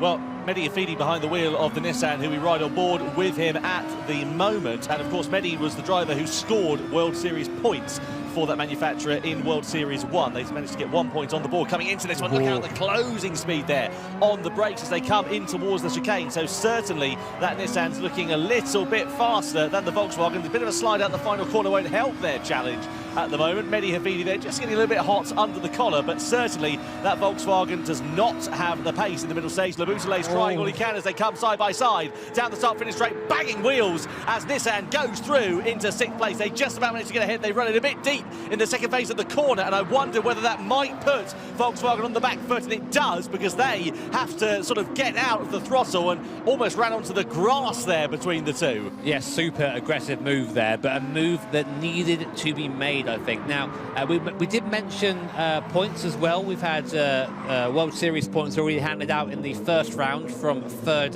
to third. Here in the World Series Showdown events, points go down to 6th place, and it's 6-1 from 1st to 6th. That makes sense in my head. So basically, that move there from Nissan on Volkswagen was for a point. There is something at play there. Yeah, absolutely. I'm keen to see what is going to happen here, because, of course, those drivers will know that. Look at the gap between Mercedes and Subaru there. You can see the gap between them has been really quick, but also even quicker for Toyota. And look at how close Igor Fraga is onto the back of the Mercedes AMG. He's going to send it down the inside. Decisive move there from Igor Fraga as he goes through into 3rd place. Nice one there from Igor, showing us exactly why we love seeing him here in the GT World Series. That's a move that a racing driver makes. He goes, I'm having that. And took it, and off he goes. That's it. Not even going to bother looking back now. But you know, that's Baptiste Beauvoir there in that AMG. He is a very fast driver, and there is a tire disadvantage there, of course. So it's not going to be as challenging as it would be if they were both on that soft compounder tyre. But mad how easy that looks. And now Igor Fraga goes in pursuit of Subaru. Now he's going to have to come in on lap 34. He's going to have to pit there, because the 14 lap minimum on that last compounder tyre, that's when he's going to have to come in. So Igor has 6 laps left on this compounder tyre to do as much work as possible. And right now he's putting in a monster stint, really showing just why he had the skill to become the 2018 Nations Cup champion. I'll tell you what it's like watching Igor Fraga. It's like watching a woodworker, because they always make it look so easy, and Igor just makes it look so effortless when he's driving. And look at how, I know there's a tyre difference, of course, between Subaru and Toyota, but look at how much he's able to close, and the exit he gets out of that corner as he goes through into 2nd place for Toyota is just phenomenal. So great stuff from Fraga. Toyota now into 2nd. Finally, a bit of clear air for them as well. Doesn't have to weave his way through the traffic. He can just start about setting his own pace and focusing on his own race here. Yeah, the Toyota pace has fallen off a little bit of Daniel Solis. It's still okay compared to other medium runners, but it isn't the speed we were seeing from Dumont on his first stint. So again, I think we'll be seeing Daniel Solis getting out of the car pretty much as soon as possible. Subaru, you mean? Yeah, sorry, Subaru. What did I say? Said Toyota. Oopsie. I meant Subaru. Wrong word came out. But yeah, so I think we'll see again. Oh, well, Chevrolet coming into the pits. 20 laps left. What tyre are they going to go on to? It's just the medium tyre left, right? So that's all they've got. Yes, sorry, hard tyre. They've got the hard tyre left to run, so they're into the pits, then onto the hard tyre. Fuel shouldn't be too much of a concern. Where are they going to emerge, though, after this pit stop? Because if they're in traffic, that's going to cost them a little bit of time in this stage of the race. Let's see what happens as they come out of, or come into the pits. So they're going to be behind, of course, the drivers who have already made their first stop. You'd expect that to be the case, but if they emerge in traffic, again, that second and a half could cost them a bit of time. BMW also into the pits then here as well. So out on the hard tyre we go here for them, and a penalty being picked up for Toyota. I can see on the screen. I wonder whether that might be for track limits. We've seen Igor just threading the eye of a needle, and maybe he's just done it one too many times. We haven't seen anything under investigation, so track limits is the only thing that I can think of. It's not too much of a concern, but certainly, again, those half seconds, they can all add up. They definitely can, and a long stop for BMW. A very long stop for BMW. What's going on there? They're having to refuel. So there's a 1 second penalty there for Toyota. So that's a big cut track. I'm just seeing, has something gone on there with BMW? Have we missed something? That's a very long stop. Here we go. Here's a replay. Let's see. So this is Toyota, isn't it? This is going to be what happened then. So I reckon this is going to be track limits, isn't it? Ah, yeah. Oh, you naughty boy. You can't go over the curb like that. It's the black stuff you need to stay on, unfortunately. Yeah, bad boy, mate. So BMW still on the bits. We'll see if we can get a bead on that at some point, but for now we'll have to wait and see. So there will be a penalty served for Igor Fraga, and it will pretty much wipe out that lap for him. That'll be served on the main straight, where he'll have to get off the throttle, get on the brake, I should say, for a second down the straight, and that hurts. That hurts a lot when you're in car. So that is going to put a bit of a dampener on this charge, and this could be the difference. This penalty here could be the difference between them having that gap at the end and then having to fight someone or be in traffic when they come out the pits next time. Well, yeah, absolutely. This is where the penalty is going to be served. It's not just the second you lose in terms of the penalty, it's the time you lose before and after, because of course your car's not going to be up to the same speed, and Igor Fraga will know that as well. You can see Subaru versus Mercedes in the background as well, as they are sitting in the slipstream are Mercedes at the moment, and it does drop the gap down to 1.3 seconds. Here comes Subaru versus Mercedes then, side by side they go into the first corner. Merck and Beauvoir just backing out for the time being, but Subaru there really having to keep a keen eye on the mirrors is Danny Solis. He hasn't had the pace in the middle stint of this race, and you can see they're running a little bit wide through that corner, and Beauvoir's just keeping that pressure onto him, and he's just trying to force the hand here of Danny Solis into just running a little bit wide into a corner. He can sneak his way through up the inside. Danny's doing all right. All he's got to do is keep this car in, on the black stuff, make it as wide as possible, and just make sure that there's not a chance for Beauvoir there behind to get by. Great views here back from Subaru. See Solis goes defensive straight away, hugs that inside line. He's going to make Beauvoir work for this, go around the long way around, but then pulls back to the racing line. Curious. I don't understand that. You either defend it or you don't. Maybe he wanted just to try and mess him up a little bit. Maybe he had Kylian Drummond get on the radio and say, mate, don't bother. He's trying to go the long way around the outside. I reckon he was trying to do the under and over into there, wasn't he? But I don't know if it's going to pay off. Let's see as he comes onto the corner exit, pulls alongside momentarily. But Beauvoir was able to just hold track position there in second place. The problem is the Achilles heel of the Subaru is and always has been straight line speed. I think what happened there, mate, is Kylian got on the radio and went, don't bother, I'll catch him. It's a fair point because Kylian has a good pace. Yeah, and he'll have the soft tyre at the end as well. So it's going to be a good final stint, that's for sure. And we're on lap 30 now, coming round to lap 31. Here is Chevrolet and Volkswagen still duking out. The 6th place has been the place to be for this race. It's been hectic for there, and Volkswagen going up the inside, getting that place back there, I think, from Chevrolet. This is exactly what Chevy don't need, though, because they've made their final pit stop. They don't need to be squabbling with another team that are out of sync with them, running into the corners there a little bit deep, and it's just going to be costing them that bit more time. It's dropping them into the clutches of Jaguar, who that's probably the first time I've actually mentioned them in this race. They've been a bit quiet thus far, but they are here. They are circulating in 8th place, but Chevy, they don't need to be doing this battle at the moment because it's going to cost them time right at the end. If they're involved in the battle for the win with Subaru or Toyota or whoever it turns out to be, once the strategies have all worked out, this could cost them quite dear. Yeah, Genesis has been fairly anonymous as well, but bear in mind, a lot of these guys still have that soft tyre there and ready. So we're going to see, I think, it's all going to come together as all the strategies converge with each other for that glorious last stint. It's what you always work towards as an endurance drive. Yeah, even in the longer races, 24-hour races, your goal is to get the car in one piece to the last stint, and then you fight. Yeah, and the thing is as well, it's not over until the checkered flag. Asked Toyota at Le Mans a few years ago. So, yeah, let's see what is going to happen then. Lap 31 out of 48 we are on here for the Manufacturers' Cup.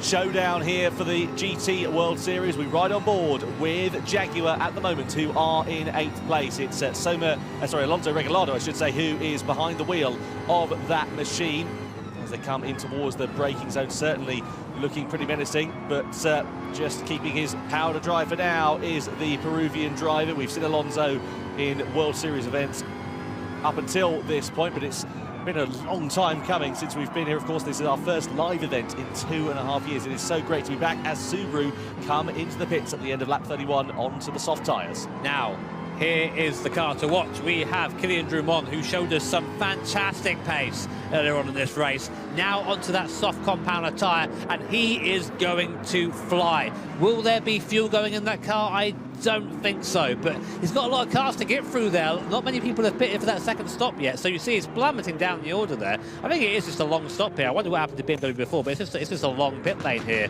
at Trial Mountain. On goes that soft compounder tyre. Any fuel going in? No way. Back out the pit lane, and now we're going to see Kylian Drummond absolutely drive the wheels off this Subaru. What he needs, though, is, of course, the drivers in front to pit within the next sort of 3 or 4 laps or so, because he's going to close up onto the back of them. He's on a quicker compounder tyre. In front of him is the Genesis and the Jaguar, both on the medium, so they're going to be slower. He doesn't need to be fighting in traffic. What you want, of course, as I mentioned earlier on in the pit stop, you want a nice bit of clear air. He's got a little bit, but the thing is, on that soft tyre, the pace differential is going to be so great that it will only last a lap or two. Yeah, but mate, you know how it is. This Subaru will get in the toe. It's not fast and straight line, but that toe's going to help it. And if it's even anywhere near attacking distance, bam, down the brakes, torpedo up the inside, that'll be that done. So we'll keep an eye on this as we go on. Subaru already reeling in Genesis in front of the gap under 2 seconds, just like that, click of the fingers. So now Toyota are leading at the moment on that soft compounder tyre. Igor Fraga still at the wheel of that car.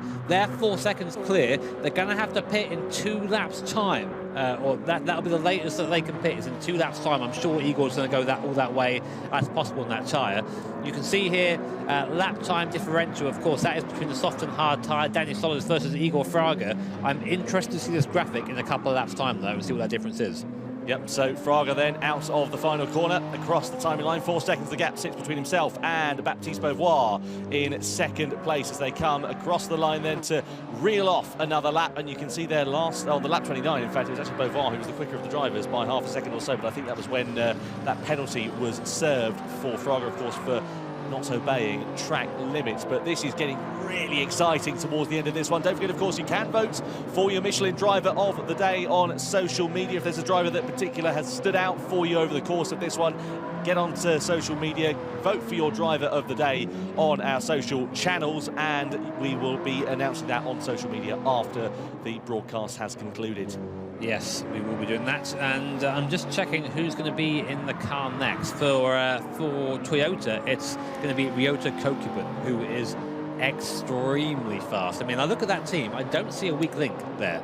Moisov, Kokubun, Fraga, all very, very quick drivers. For Mercedes-AMG, it's going to be Lucas Bonelli, again, another very quick driver. In fact, the driver that pipped Igor Fraga in the Nations Cup last time around as well. So we know how quick he is. So everyone putting their best foot forward for this last stint. They all knew how it's going to turn out. Look at that tyre wear, that rear right tyre for Toyota, starting to look a little bit second-hand. He'll be feeling that in the long corners, under traction. You see the car there, big understeer coming out the corner. He's at the limit of that tyres. I'm just looking over to Toyota now. Is anyone moving? I don't see Kokubun moving at the moment. They've only done 8 laps on the soft tyre thus far.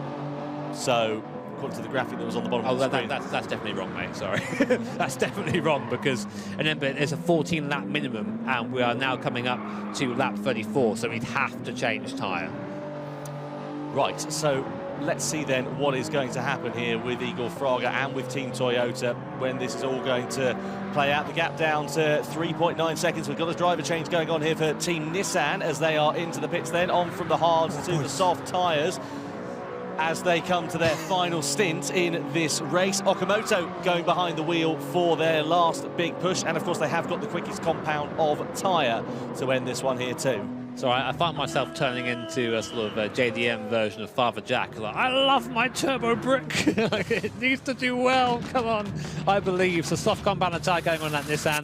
It's not been the best race for Team Nissan. They're the poor qualifying position, and it has hurt them throughout the part of this race. Coming up behind Mitsubishi. Keep an eye on them though. we'll see what they do. Subaru up past Jaguar. I've just noticed a position change. The Subaru now up into P6 and already onto the back of Chevrolet. Bear in mind, these are the guys they were fighting with at the start of the race. So this is kind of coming back now to an overall, once everything's said and done in terms of pit stops, a fight already round the outside there. So much more grip on that soft compound tyre. Can he go around the outside? No, he's forced out wide there. Chevrolet closing the gap, and now it's going to be a fight down the straight. Look at this Corvette in the straight line.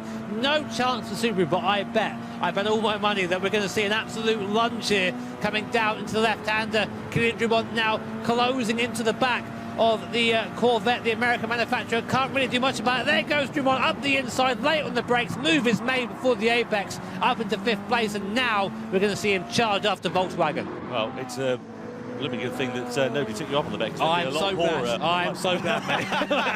Toyota and Mercedes into the pits. Medium tyres for Toyota, soft for Mercedes then. Not too bad on fuel, not really much of a concern at the moment. So Fraga out of the car. Into the car is Ryota Kokubun then. Into the pits also comes Volkswagen as well. So this is where the race is beginning to change its complexion. And this is where we're going to see the strategies beginning to play out. And it's going to be a sprint to the finish. This is almost like a separate third race, and now it's going to be soft tyres versus the slower compounds, and it's going to be interesting to see what happens between these drivers and these manufacturers.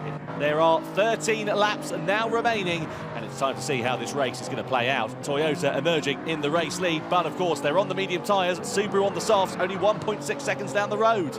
Gran Turismo fans, how cool is this? We have our first ever 90-minute endurance race here in the GT World Series at one of the oldest circuits in Gran Turismo history. I'm an old school GT fan. I love all those games. I play them to death. So to see this track now reimagined in GT7 and hosting a historic event in Gran Turismo history fills me with those nostalgia, goosebumpily nice things, you know, all the nice things inside. But we'll come back to that because we have a battle for the lead now between Toyota and Subaru. Kylian Drumont has already pulled onto the back of Toyota using the speed of that Subaru through the corners. He does have a tyre advantage too, but I don't think he's got enough, even in the slipstream at Toyota's pulling away down the straight there. Yeah, really quick is that Supra, but I wonder what the difference in corner grip is going to be like, especially into this technical last sector of the lap here. So on board we ride here with Kylian Drumont, who did brilliant things behind the wheel of that Subaru in his first stint. He has got the quickest compound of tyre, he has got the grip underneath him, he is right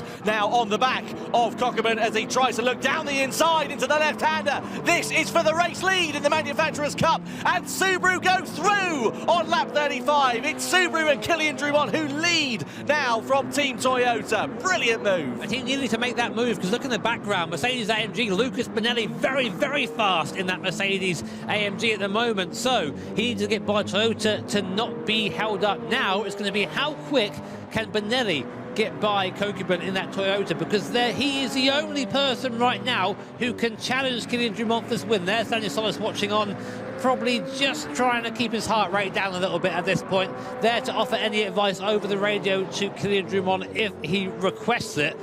And now we go back to Toyota. Kokubun, there's a bit of damage limitation for him now, really, on that medium compounded tyre. I think that this could be an easy third for Toyota, but he's definitely going to fight for that second. Yeah, I kind of thought that was going to be the case earlier on in this race. They've had good pace of Toyota, brilliant middle stint from Igor Fraga, but once it's all worked out with the difference in tyre compounds and, of course, the difference in pace as a result of that, it's kind of put them a little bit on the back foot there, really. Nothing they could do. They were out of place at the start of this one after not qualifying so well. And now it is Mercedes who sit right on the back. Lucas Bonelli behind the wheel, the Brazilian driver. We know he's not afraid of making a move. He's got the advantage of the slipstream, and that AMG is very handy in a straight line as well as we come through the tunnel, shifting up into 6th gear in the slipstream as he's going to pull towards the inside and send it through into second. It's Mercedes versus Toyota. Or does he? No, he thinks about it, but he's just trying to wait for the mistake to come from Kokubun there on the exit of the corner. They run side by side. Kokubun's got the inside line for Toyota. Mercedes just having to wait there for Lucas Bonelli, but you guarantee that in the final sector of this lap is where we're going to see the move being made. It's exactly what it was for the race lead last time around. It's Mercedes up the inside of Toyota, and they go through into second place. He needed to get on with that sooner. He should have made the lunge, I think. He's lost about a second there on Subaru, just being careful, which it's admirable, but in terms of actual speed, he's lost time. So let's see what the lap times look like now. So on that last, interestingly, on that last lap, we had Subaru do a purple first sector and Mercedes do a purple middle sector, I think due to that slipstream there. And the fastest lap of the race there from Subaru, 1:47.7, 4 tenths faster than the previous fastest lap. And AMG doing a 48.1 whilst overtaking the Toyota. So this is far from over. This is really exciting. This is exactly what we love to see in the GT World Series. If it is your first time joining us, then I'm sure you're going to be in for a grandstand finish. It is Subaru versus Mercedes for what we can see at the moment for the victory of this race, and Subaru pulling away 2.3 seconds. But the question is, has Lucas Bonelli, now he's got that clear air in front of him, got enough pace underneath him to try and reel in that Subaru with 11 laps left to go? The thing is, we know that Subaru is light on his tyres, so Bonelli's got to push now. He has no choice. He's not going to outlast the Subaru on tyres, so there's no point even trying that. You have one option, which is to hunt him down, make him work, get by him, and then just defend for your life. That's all you've got if you're Bonelli right now. So, yeah, maximum attack for the Brazilian, 100%. I'm interested to see what Chevrolet are going to be able to do here on this harder compound of tyre. We know it's a lot more workable as well. They're sitting in 4th place at the moment. What are they, 9 seconds adrift? But I'd be keen to see what it's going to be for them, because they've got, of course, Mazda, Nissan, Volkswagen, not too far adrift, and they're all on the soft compound of tyres. So though it looked like a pretty good race so far for Chevrolet, I wonder if it may come undone for them towards the end of this one. Yeah, I think so too. I think just the middle stint pace wasn't there, and that's what I'm saying. It's always hard to understand how a race is going to unfold by watching the first stint, because everyone's doing something different, and we've seen now the people in the midfield who have played that strategy a bit better has worked out. They're saying that AMG, of course, were our leaders. Let's have a look. I'm just going to look at the lap times now. 47.9, 47.8 from Mercedes AMG. Bonelli was faster that time around. Now, bear in mind, although Subaru is light on its tyres, it has been on those soft tyres for a bit longer. It's had a few more laps on those tyres, so it's going to be a bit of time, a bit of a crossover there, so Bonelli can really afford to push. So then on board we ride here with Mazda, now getting closer to the rear wing of the Chevrolet. It is Lopez who is behind the wheel of the Chevrolet as we ride on board here with Giorgio Mangano, who is trying to tame that Mazda RX Vision Gran Turismo Group 3 machine. And you can see there as well, not too far adrift, our Nissan with the GTR closing our Mazda here as we come through in towards the long back straight. And this is, of course, where we know that the Chevrolet is really good in a straight line, but I don't know if it's going to be a match for the rotary-powered Mazda, especially with the slipstream that, of course, the Chevrolet does not have. And keep an eye out for Nissan, who are not too far adrift. Chevrolet know that. They go defensive. It's side-by-side down this back straight for 4th place, and Mazda going through on the outside. They're already ahead before the braking zone. Nothing that Lopez or Chevrolet can do. They try to hold it round the outside. There's a smattering of contact between them, and it is still Mazda that come out on top. Yeah, where's Nissan though now? Because these guys are fighting, which just means they're going to be drawn into the clutches of Nissan behind. The GTR menacing in the mirrors of the Chevrolet Corvette in front now, right onto the back of Chevrolet. There's got to be a move here into the left-hander. Yeah, easy up the inside. Nissan now up into P5. Can they hunt down Mazda though? This could be a P4 for Nissan from the back of the grid.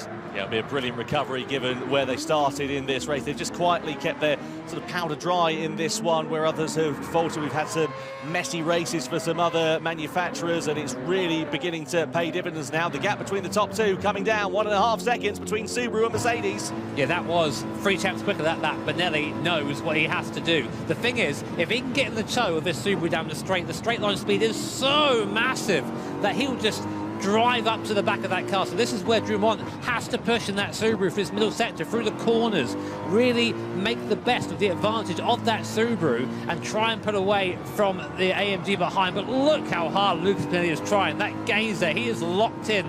Maximum concentration as we come through this left-hand out. Exit out of here is extremely important. Pretty decent there. Now watch the relative. This is going to give you an idea of the speed differential. 1.86 it was before we came out onto the exit. It's down a tenth. It's down to 2 tenths. It might be down to 3 tenths here. So if he can get closer to the point here, into the left-hander, he might be able to have a lunge. So then into that left-hander we go then. On board we ride Nice smooth throttle inputs there from Lucas Benelli. I tell you what, he is a hard charger, and we know that he is not afraid of getting his elbows out. If he sniffs an opportunity, you can be guaranteed he is blooming well going to send it down the inside. Yeah, of course. Definitely, and we've seen how quick he can be, can take it to Igor Fraga on his good days. And you see there on the lap comparison, we were nearly half a second faster, I think. I'm not sure that graphic is actually correct, but we'll check this last lap. Has he gained? So let's have a look.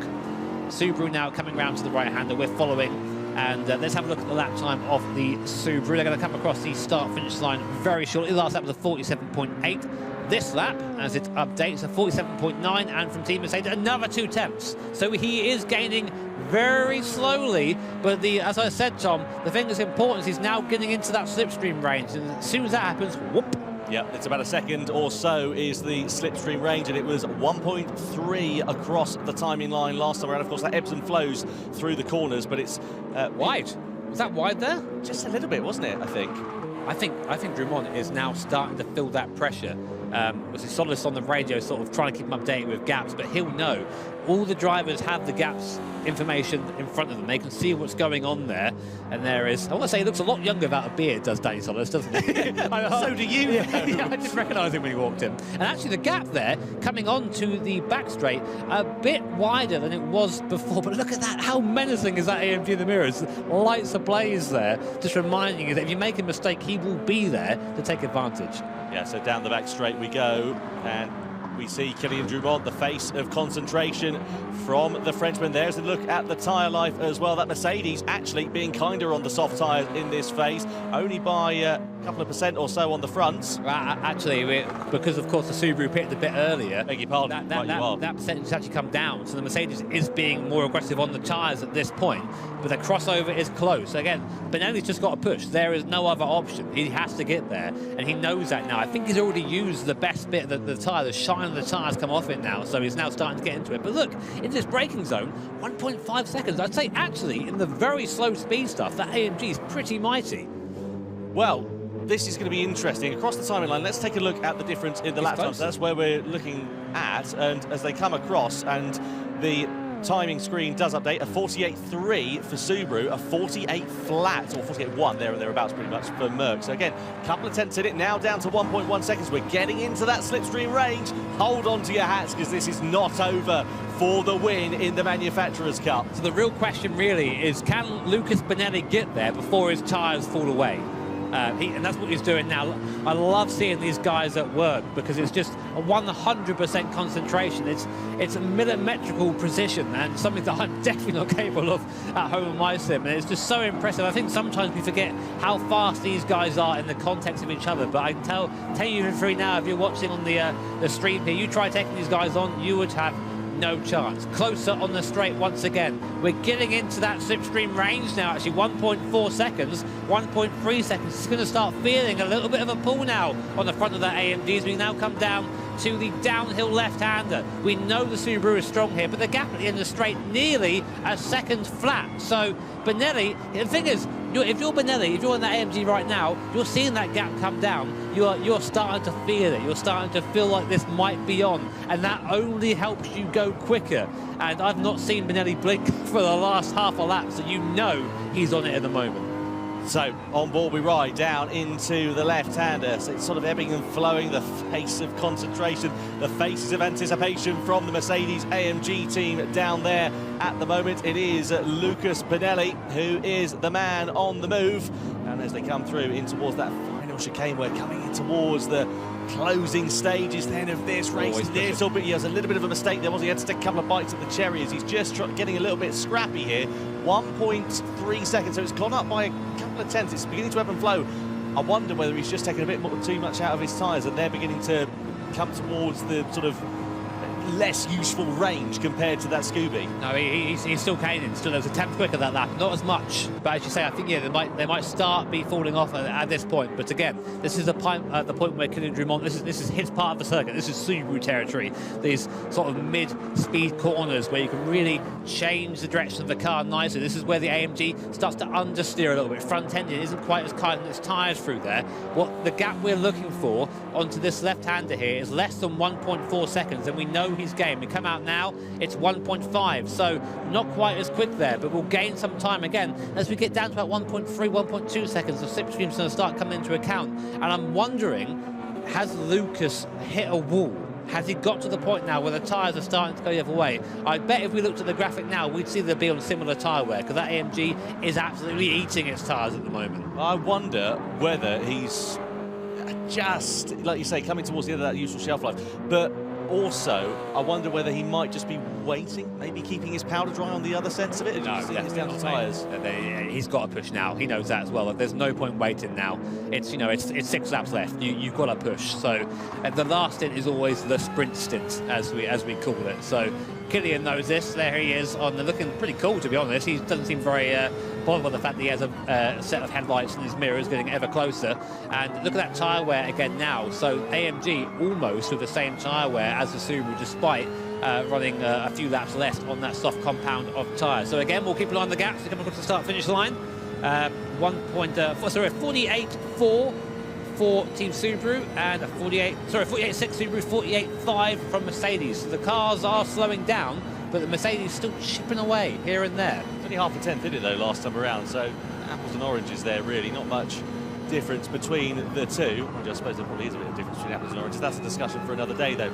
As we ride on board then through this left-hander, out of the tunnel we go, and you can see there really nice smooth inputs of the steering wheel here for Killian Drummond. I have to say, whatever happens here, this has been a brilliant effort from Subaru. A driver down after Takuma Miyazono was not able to travel due to a positive COVID test, now sitting in the lead of this race are this manufacturer at the moment. The gap now beginning to increase as well. 1.6 seconds, 1.7 seconds. It's as big as it's been over the last 5 laps or so here.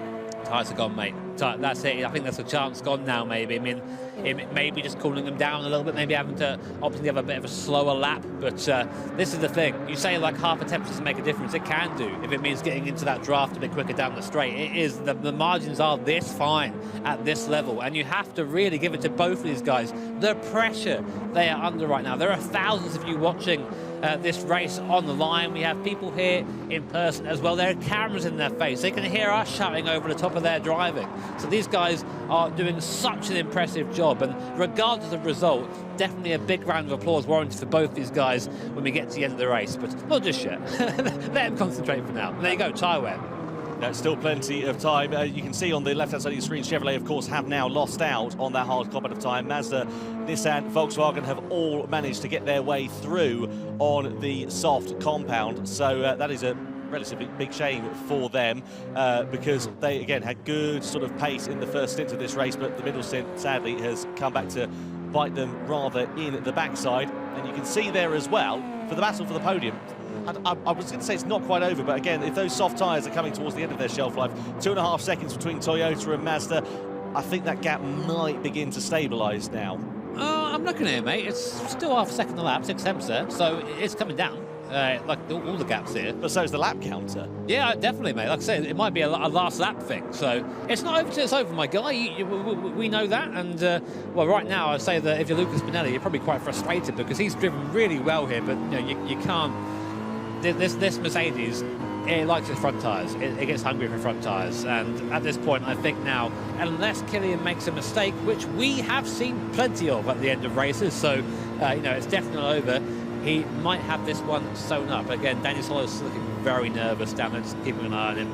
You can see a shake. Sorry, you can see a shake of the head there from Pinelli. I mean, there's nothing more dejecting than seeing a car take off into the distance when you've been putting 110% in. No, but you know that's just the name of the game. You know, these guys chose Mercedes AMG. They knew what the car was good and bad at, and it is good over a single lap. It's very, very fast over a single lap. And you see now Benelli having to fight that tyre wear, doing his best to make sure the car doesn't get away from him, because a slide there means contact with the wall. It means game is definitely over. If he's within, you know, 1.5 seconds, 1.8 seconds, and there's a mistake in front, he's there to pounce. And we saw Igor Fraga getting a penalty earlier for just being a little bit too early on turning. That's all it takes for this to get put on his head. Well, Killian will know that, and he will be, I imagine, just trying to keep a watching eye on that. The thing is, those mistakes are so millimetrically different between them. It could be the difference between a couple of centimetres almost on track of getting a penalty or not, but Killian doing a fantastic job of just soaking that pressure up like a sponge. 3 laps now remain here in this final, and it is Subaru with Mercedes now getting on for 2 seconds behind. The gap between Toyota and Mazda is beginning to come down. It's down to 1.9 seconds, so under the 2-second mark for the first time in a long time. Here are Mazda then, and it is Giorgio Mangano who is behind the wheel of that car. They are another team who are down a driver in this one as well, owing to a positive COVID result for one of their other teammates.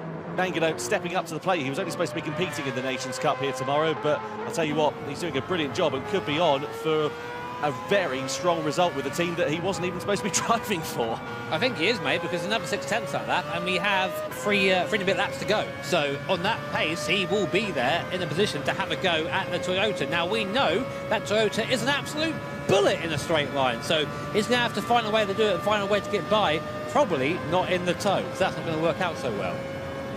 I was just listening to the Italian commentators. They are going absolutely potty over the opportunity of Giorgio Mangano with the possibility of getting a podium. I can hear Andrea, one of our commentators. He's right over the other side of the venue, and he's clear as day, like he's standing next to me.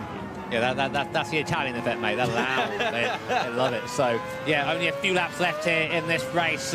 It's been over 75 minutes of racing to this point. People are tired, people are fatigued, cars are fatigued, tyres are fatigued, but still we push on.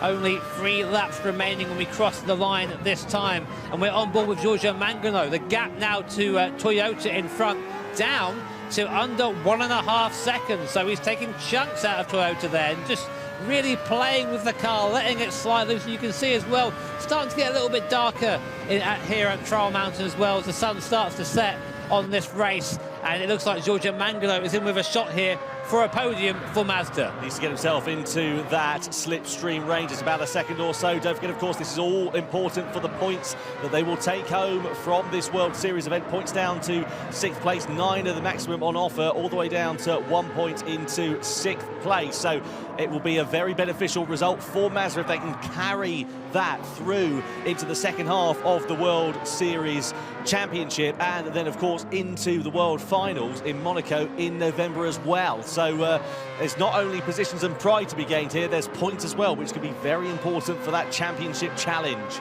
Yeah, points and prizes. I'll tell you who I didn't think would get points today. It was Nissan, who are now up in P5. But we will come back to my Nissan bias later on, because Mazda are now right on the back of Team Toyota. In fact, Mangano there just flashing the lights to say, hello, mate. Remember me? I'm back. And I reckon he's got a chance in this, Tom. He's only 9 tenths behind now. We have a couple of laps left. He's closing at pretty much every corner. Ryota Kokubun is a fantastic driver, but you can't overcome the tyre difference on medium to soft. All Kokubun can hope now is that the soft tyres just fall off that Mazda behind, and it keeps him there for now. But we'll have to wait and see. Yeah, Kokubun doing a really, really good job. You can see him there taking a couple of bites of the cherry as he slicks it into that left-hander medium compound of tyre, not proving to be as fast as we've seen for the likes of Subaru when they were on that compound. And of course, the soft compound there for Mazda proving to be very nice indeed. So coming through to the penultimate lap here at Trial Mountain, the gap now down to 8 tenths of a second. Giorgio Mangano as the headlights flash as the dusk begins here at Trial Mountain. The sun beginning to set on what has been a phenomenal grand final in the Manufacturers' Cup, and it is going down to the wire for the final podium positions between the 2 Japanese manufacturers, Toyota versus Mazda, Kokubun versus Mangano. You can see there Kokubun's really having to push. He's putting the car out into the grass just to try and find that bit more speed, but I just think that Giorgio Mangano has him covered for now. So coming through his middle sector, Mangano needs to work hard here to get as close as possible to that Toyota, use that draft. Like we said before, Toyota's really quick in a straight line, but Mazda can use that toe and stay with him. Look into the left hand here, how much more confidence and speed Mangano takes, almost touches, he does touch the wall there on the right, just slows him down a little bit, but he is deep within slipstream range. Only 6 tenths between him and Kokubun in front. Not quite close enough to make a move for now, but Kokubun's going to be very well aware and he still has a lap and a half left. Can Toyota and Kokubun hold on to the podium? Wonder if that mistake hitting the wall just on the outside of that corner just cost him a little bit of time, maybe a couple of tenths of a second or so, but it just stopped him being within striking distance there on that Toyota. Into the final sector, we've seen moves being made into the penultimate series of corners, but again, it's not quite close enough at the moment. Needs to go again. It's going to come down to the final lap for this podium battle here, and Giorgio Mangano, as the headlights now begin to illuminate this circuit, has got everything to do. He's got all the pressure on his shoulders and he knows it. I'm keen to see if he's going to be able to mount this challenge. He's wide. There is Kokubun. That's going to allow an opportunity here for Mangano as they come through this final chicane. He's slipping, he's sliding, he's all over the track like a dog on a polished floor as they come across the timing line here to start the last lap of the Manufacturers' Cup Showdown. Well, a crescendo this is. 90 minutes of racing, and it all comes down to this for Toyota and Mazda. Subaru managed to pull a gap of 3 seconds to Mercedes-Benz, so that seems somewhat sewn up for now, but Mazda still every corner putting onto the back of Toyota. Kokubun can't do much about it though. He's trying his best to keep that car on the straight and narrow wide there, sliding out onto the marbles. Mazda and Mangano looking very, very menacing right now, but there aren't many places to overtake in this middle sector. Mangano's has got to try and get it set up onto that back straight. This is going to be really important here for Giorgio Mangano. He needs to get a strong exit coming through there. He's right on the rear wing now of the Toyota of Ryota Kokubun, then through into the left-hander. This is where he needs to get the drive with that Mazda RX Vision Gran Turismo Group 3 machine. He's right in the slipstream range now. It's Toyota versus Mazda for the final podium positions here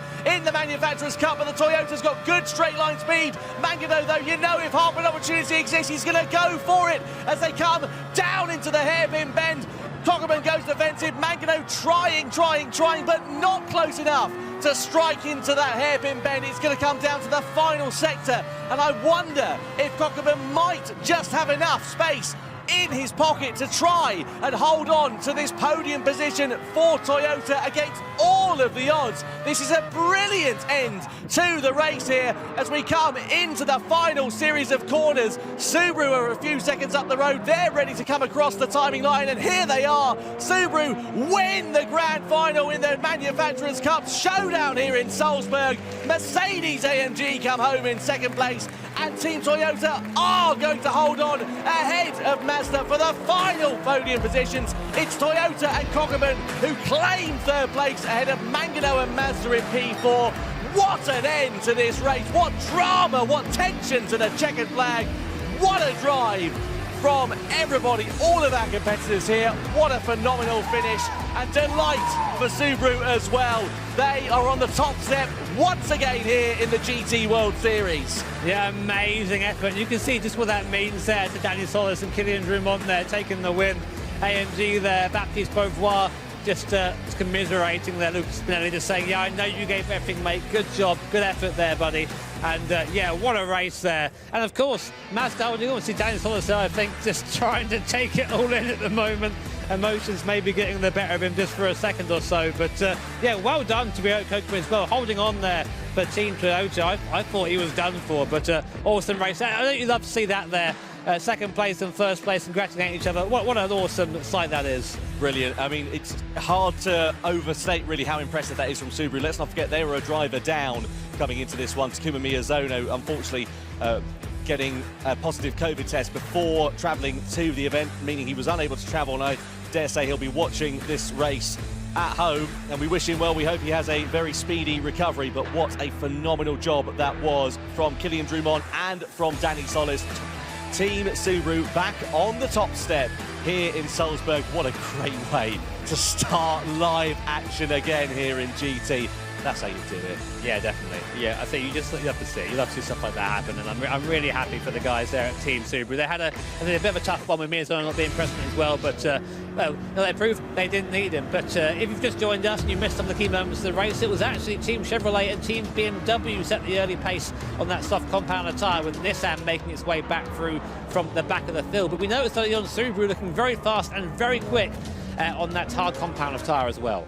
Yeah, problems there for Volkswagen as you saw them having a spin and a bit of an unsafe rejoin. There was drama as well as Nissan had a bit of contact making their way through the field. This was Lucas Bonelli giving absolutely everything as they went through. There is Subaru as well, lots of overtakes into the final series of corners, and it was great to see this battle for the podium positions taking place, as well as Subaru were able to just build enough of a gap, and it all came down to Toyota versus Mazda for the final podium places. Yeah, awesome last few quarters from everyone there, but it was Team Subaru, of course, and Kylian Drummond there across the line. Ecstatic to take the win there. Lucas Bonelli not quite able to catch them in the AMG, and behind them, coming home in third place, was Rio Kokubun, and there is a difference there in emotions, and that's what it means to Danny Solis. Yeah, and we talk about Danny Solis' story a lot because he was one of the drivers who started on a gamer pad. He's now racing on a wheel. He's said to this one, he's got no excuses coming into it, and I tell you what, he did himself very proud in that. Team Subaru on top here for the 2022 World Series Showdown in the Manufacturers' Cup. Mercedes and Toyota on the podium. Team Nissan, last to fifth, my boys. I'm proud of you. It's still on. It's still on. 2022. It's still on. I'm telling you. Are you on a like pay-by-word basis from Nissan or something? Like every time you mention it, you get a quid in the back pocket. Or something. Yeah. Goodness, I'll tell you what, it was a phenomenal performance. All joking aside, great job from those guys. Yeah, a great job, but you can't take away from Team Subaru. I mean, I know it's said a couple of times already, but it's very disruptive to lose a team member, especially so close to the event. It was only a couple of days ago we heard that Miyazono would not be attending there, but well, as they've shown, they don't need him. I'm sorry, mate. Stay home. It doesn't matter.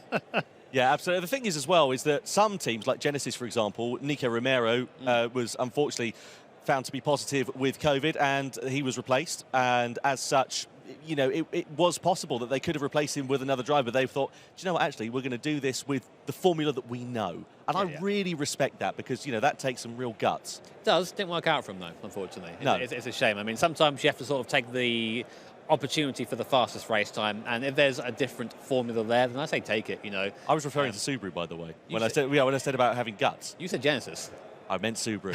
See that? I did a Jimmy. Yeah, exactly. 1-1 now. Yeah, we're done now, so we're good. You know what I mean, though. Anyway, so, yeah, it's. I tell you what, it has been just brilliant to be back with live racing. I mean, the atmosphere here has been fantastic. It's been great to have all of our commentators in and amongst the mix as well. Great to have the competitors. And then just when the overtakes were happening, the round of applause, everyone cheering, and just, I tell you, I can't tell you how much we've missed that. Yeah, I mean, like when we watch the online races, you might get like this little kind of smirk when they overtake, like, and now it's like, yes, and the crowd feeds off the drivers, the excitement feeds off each other, and it's just great. And again, you get those emotional reactions at the end as well. That's what racing's all about. I always love to say that the racing or the cars might not be real, sorry, but the racing certainly is. Absolutely. Well, let's go down then to our winners. Julia is catching up with Team Subaru after what was an incredible performance. I mean, just wow. There are so many things that we can talk about right now because there are so many factors that just came into this win. But first of all, just take a breath. Like, what's your kind of first reaction right now, Kylian? I'm so happy. I don't believe. Yeah? I'm so happy. It's my first live event, and I did the first victory, so... I mean, you're 1 for 1. Yeah. It's good. It's perfect for me. Yeah. Yeah. Danny, I can see you're emotional. It was a lot that was tough. Yeah, of course. This is like actually, it's endurance. It's like draining. So I'm not surprised. How are you feeling right now? A lot of emotions. It's wild. Yeah. It's crazy. I mean, you know, for years, I've been playing the game on a controller, and I still do. Yeah. And, you know, a lot of people kind of give me some doubt for that, and a lot of people also respect me a lot for it. But I just wanted to come to an event and be able to prove that I can still do this. Of course you can. And, yeah. I made a big mistake up there, so I did feel bad about that. But my pace felt good, so I mean.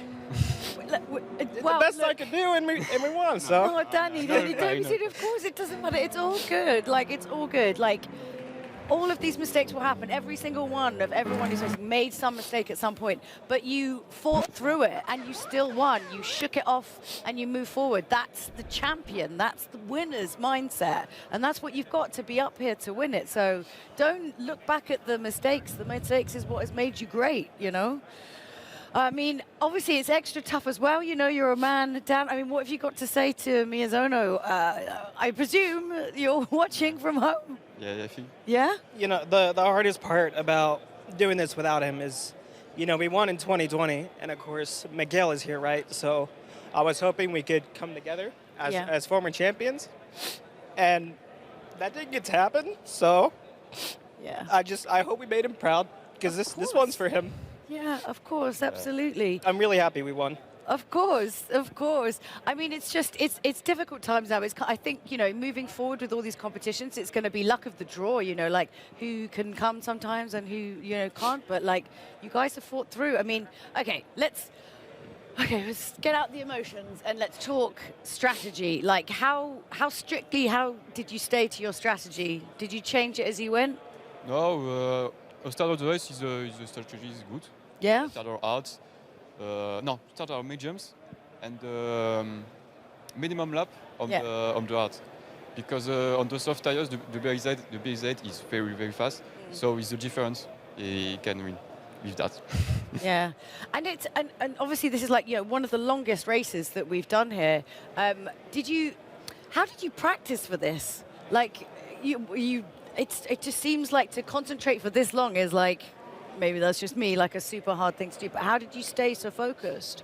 I mean, admittedly, I actually didn't practice too much for this. To be honest, I actually didn't practice so much because, you know, compared to every other race I've done, I mean, I got up to speed pretty quickly and I didn't want to overdo it. Yeah. So I noticed that when I practice for too long, I start to burn out really easily.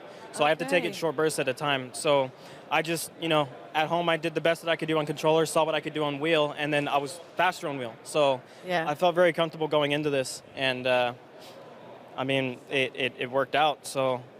Yeah. But yeah, I mean, the car felt great. That was the best part. It was such a good car to drive, so that made it easier for me.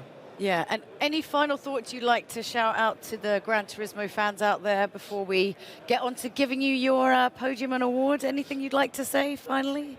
I'm just so happy. I can't say anything. So happy I don't have the road.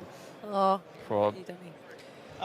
for all the controller players out there that think they still can doubt themselves and they think they need a wheel to be good, I mean, obviously I'm here competing on a wheel, but you can get here and you can do this. So just believe in yourself and keep practicing and get better, because this is very real. You can do this.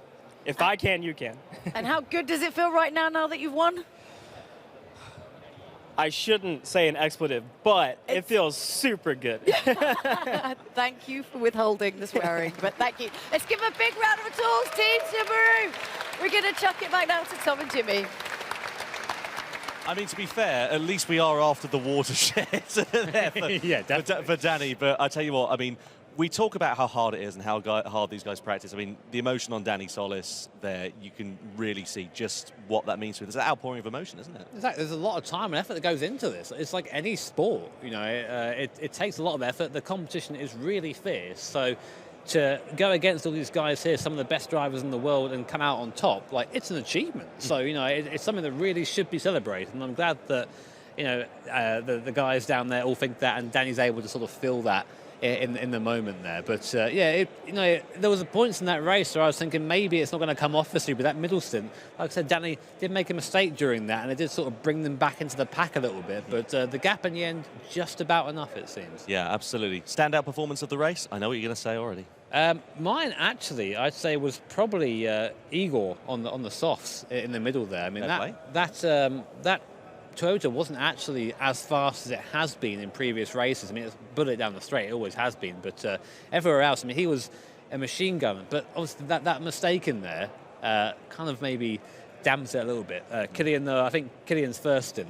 Yeah, I have to agree. That would be mine, because that was just incredible what he was able to do on those medium tyres. Yeah, exactly. I mean, on the first stint, Killian Drummond was matching people on a soft compounder tyre, and just going quicker and using that tyre better. So, and that's what endurance racing is. It's all about using that tyre effectively, and they just mastered that today. Yeah, absolutely. So, biggest mistake of the race, if we are to look at it? I'd say that probably goes to probably VW. They tried backing it in there at the hairpin. I'd say Porsche, but unfortunately for them, that was a technical issue. Exactly. They couldn't really control that. But yeah, VW, I think, and also the rejoin. Although there was no further action, that could have very easily been quite a big penalty. They did come away, I think they came away with 6th in the end. So they did grab a point there, but that could have quite easily have not happened if the stewards decided the other way. And something happened to BMW in that race as well, let's be fair, because they dropped, they were in the pits for an awfully long time at one point. I don't know what happened there. No, we don't either. I know that Jay didn't have a particularly great stint in the middle there. I think he struggled a little bit on that tyre, and I'm not really sure what happened in the stop. So we didn't really hear about that, but if we do find out, we'll let you know. Well, amazing. I mean, what a brilliant way to kick off live action after 2.5 years here for the GT World Series. It is now time then for our podium celebrations then. So in 3rd place, please welcome onto the stage Igor Fraga, Nikita Moisov and Ryota Kokkonen for Team Toyota.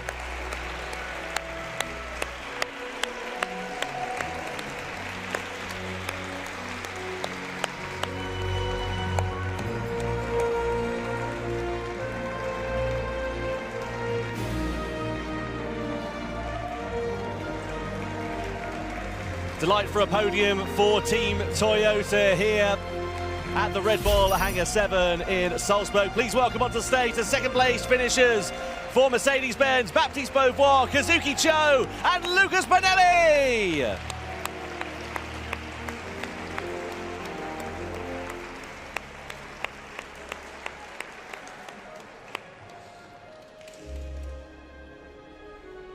And despite being a driver down, they managed to pull it out of the bag. Please welcome Kylian Drumont and Danny Solis from Team Subaru, the winners of the Manufacturers' Cup here for the World Series Showdown in Salzburg.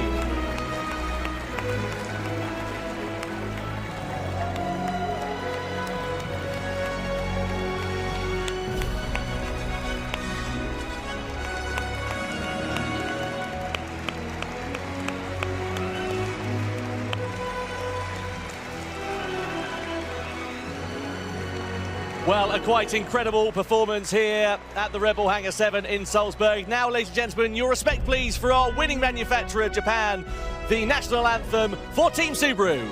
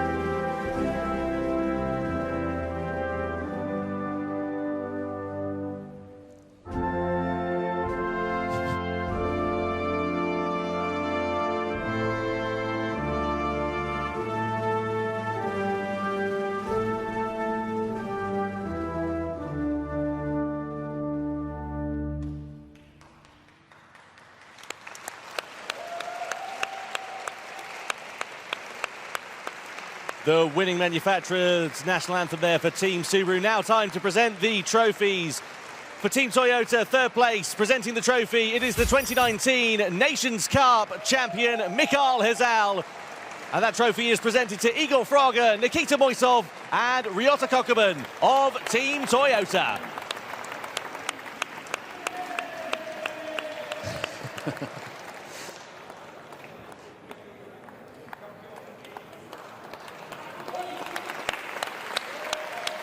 Big congratulations to Team Toyota, a brilliant podium for them. The 2nd place trophy is presented by Brembo brand manager Alberto Ferrari, and it is presented to Baptiste Beauvoir, Kazuki Cho and Lucas Bonelli of Team Mercedes-AMG.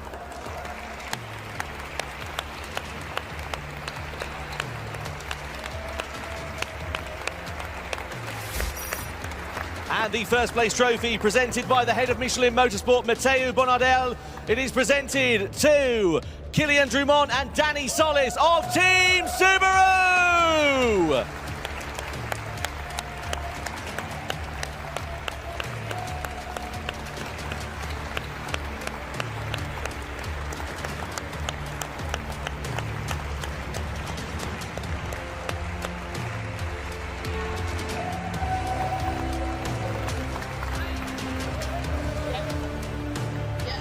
Well, huge congratulations to Team Subaru, the winners of the World Series Showdown here for the Manufacturers Cup. Huge congratulations also to Mercedes, AMG and to Toyota as well. Our top 3 finishers here. A great way to kick off live action after 2.5 years here for the GT World Series. Wow. Massive congratulations to all of our drivers here today. I mean, I know it goes without saying, but that was tough. That was a lot of race. I would like to give a shout out to the commentators. I mean, you guys. That was hard. That was really tough. That was really, really tough. But some incredible racing there. I mean, just the ability to focus and a man down, and yet still that level of kind of focus and concentration to pull it through, which is amazing. I'm kind of in awe, really. That's the sort of performance that not only wins you events like this, but wins you championships as well. If you can perform at that level when you're a driver down, it's amazing. It is pretty amazing. What's been kind of like your high point, Jay, Dog? I think just seeing Subaru show the superiority of that car in this setting, and it was so funny seeing it down the straight just fall back and go down the inside into there. So yeah, I love seeing that thing get driven properly. I'm glad I didn't take you up on that bet that you tried to put out halfway through the race. I'd be a very poor man now. Yeah, I think it's just been such a delight to see like everyone here today, really, and just the energy in the room has been. It's been really, really good. It's been really, really fun. We hope you guys have really enjoyed it. But we should tell you a little bit about what's going to be happening tomorrow. So let's take a quick look. Okay, so of course, tomorrow we have the Nations Cup. Whilst today was all about teams, oh, that all goes out the window tomorrow, where it is every driver for themselves. So yeah, come and join us for tomorrow for the Nations Cup for some more hot racing action. Action. It's some very hot racing action. That's the best thing about this. You get an amazing race today and an amazing race tomorrow. I mean, don't say we don't treat you guys at home. So make sure you tune in for that. Of course, Nations Cup. Really looking forward to seeing how that pans out, and tons of races tomorrow as well. Of course, make sure to join the conversation for Michelin Driver of the Day. Anyone stand out for you? Let us know. Hashtag GT7, hashtag GT World Series on Twitter. And yeah, they might get a nice little hat or something tomorrow. A nice little hat or something. Nice little hat or something. Lovely. Yeah, we are super excited to bring you all of the action tomorrow. So I guess it just remains to be said. Thank you so much for watching us, so much for joining us. We're going to go and give everyone a suitable COVID-friendly hug, congratulate them. But yeah, we will see you tomorrow for the Nations Cup. And it's goodbye from me, and it's goodbye from this too. Peace out, guys. See you later. See you tomorrow.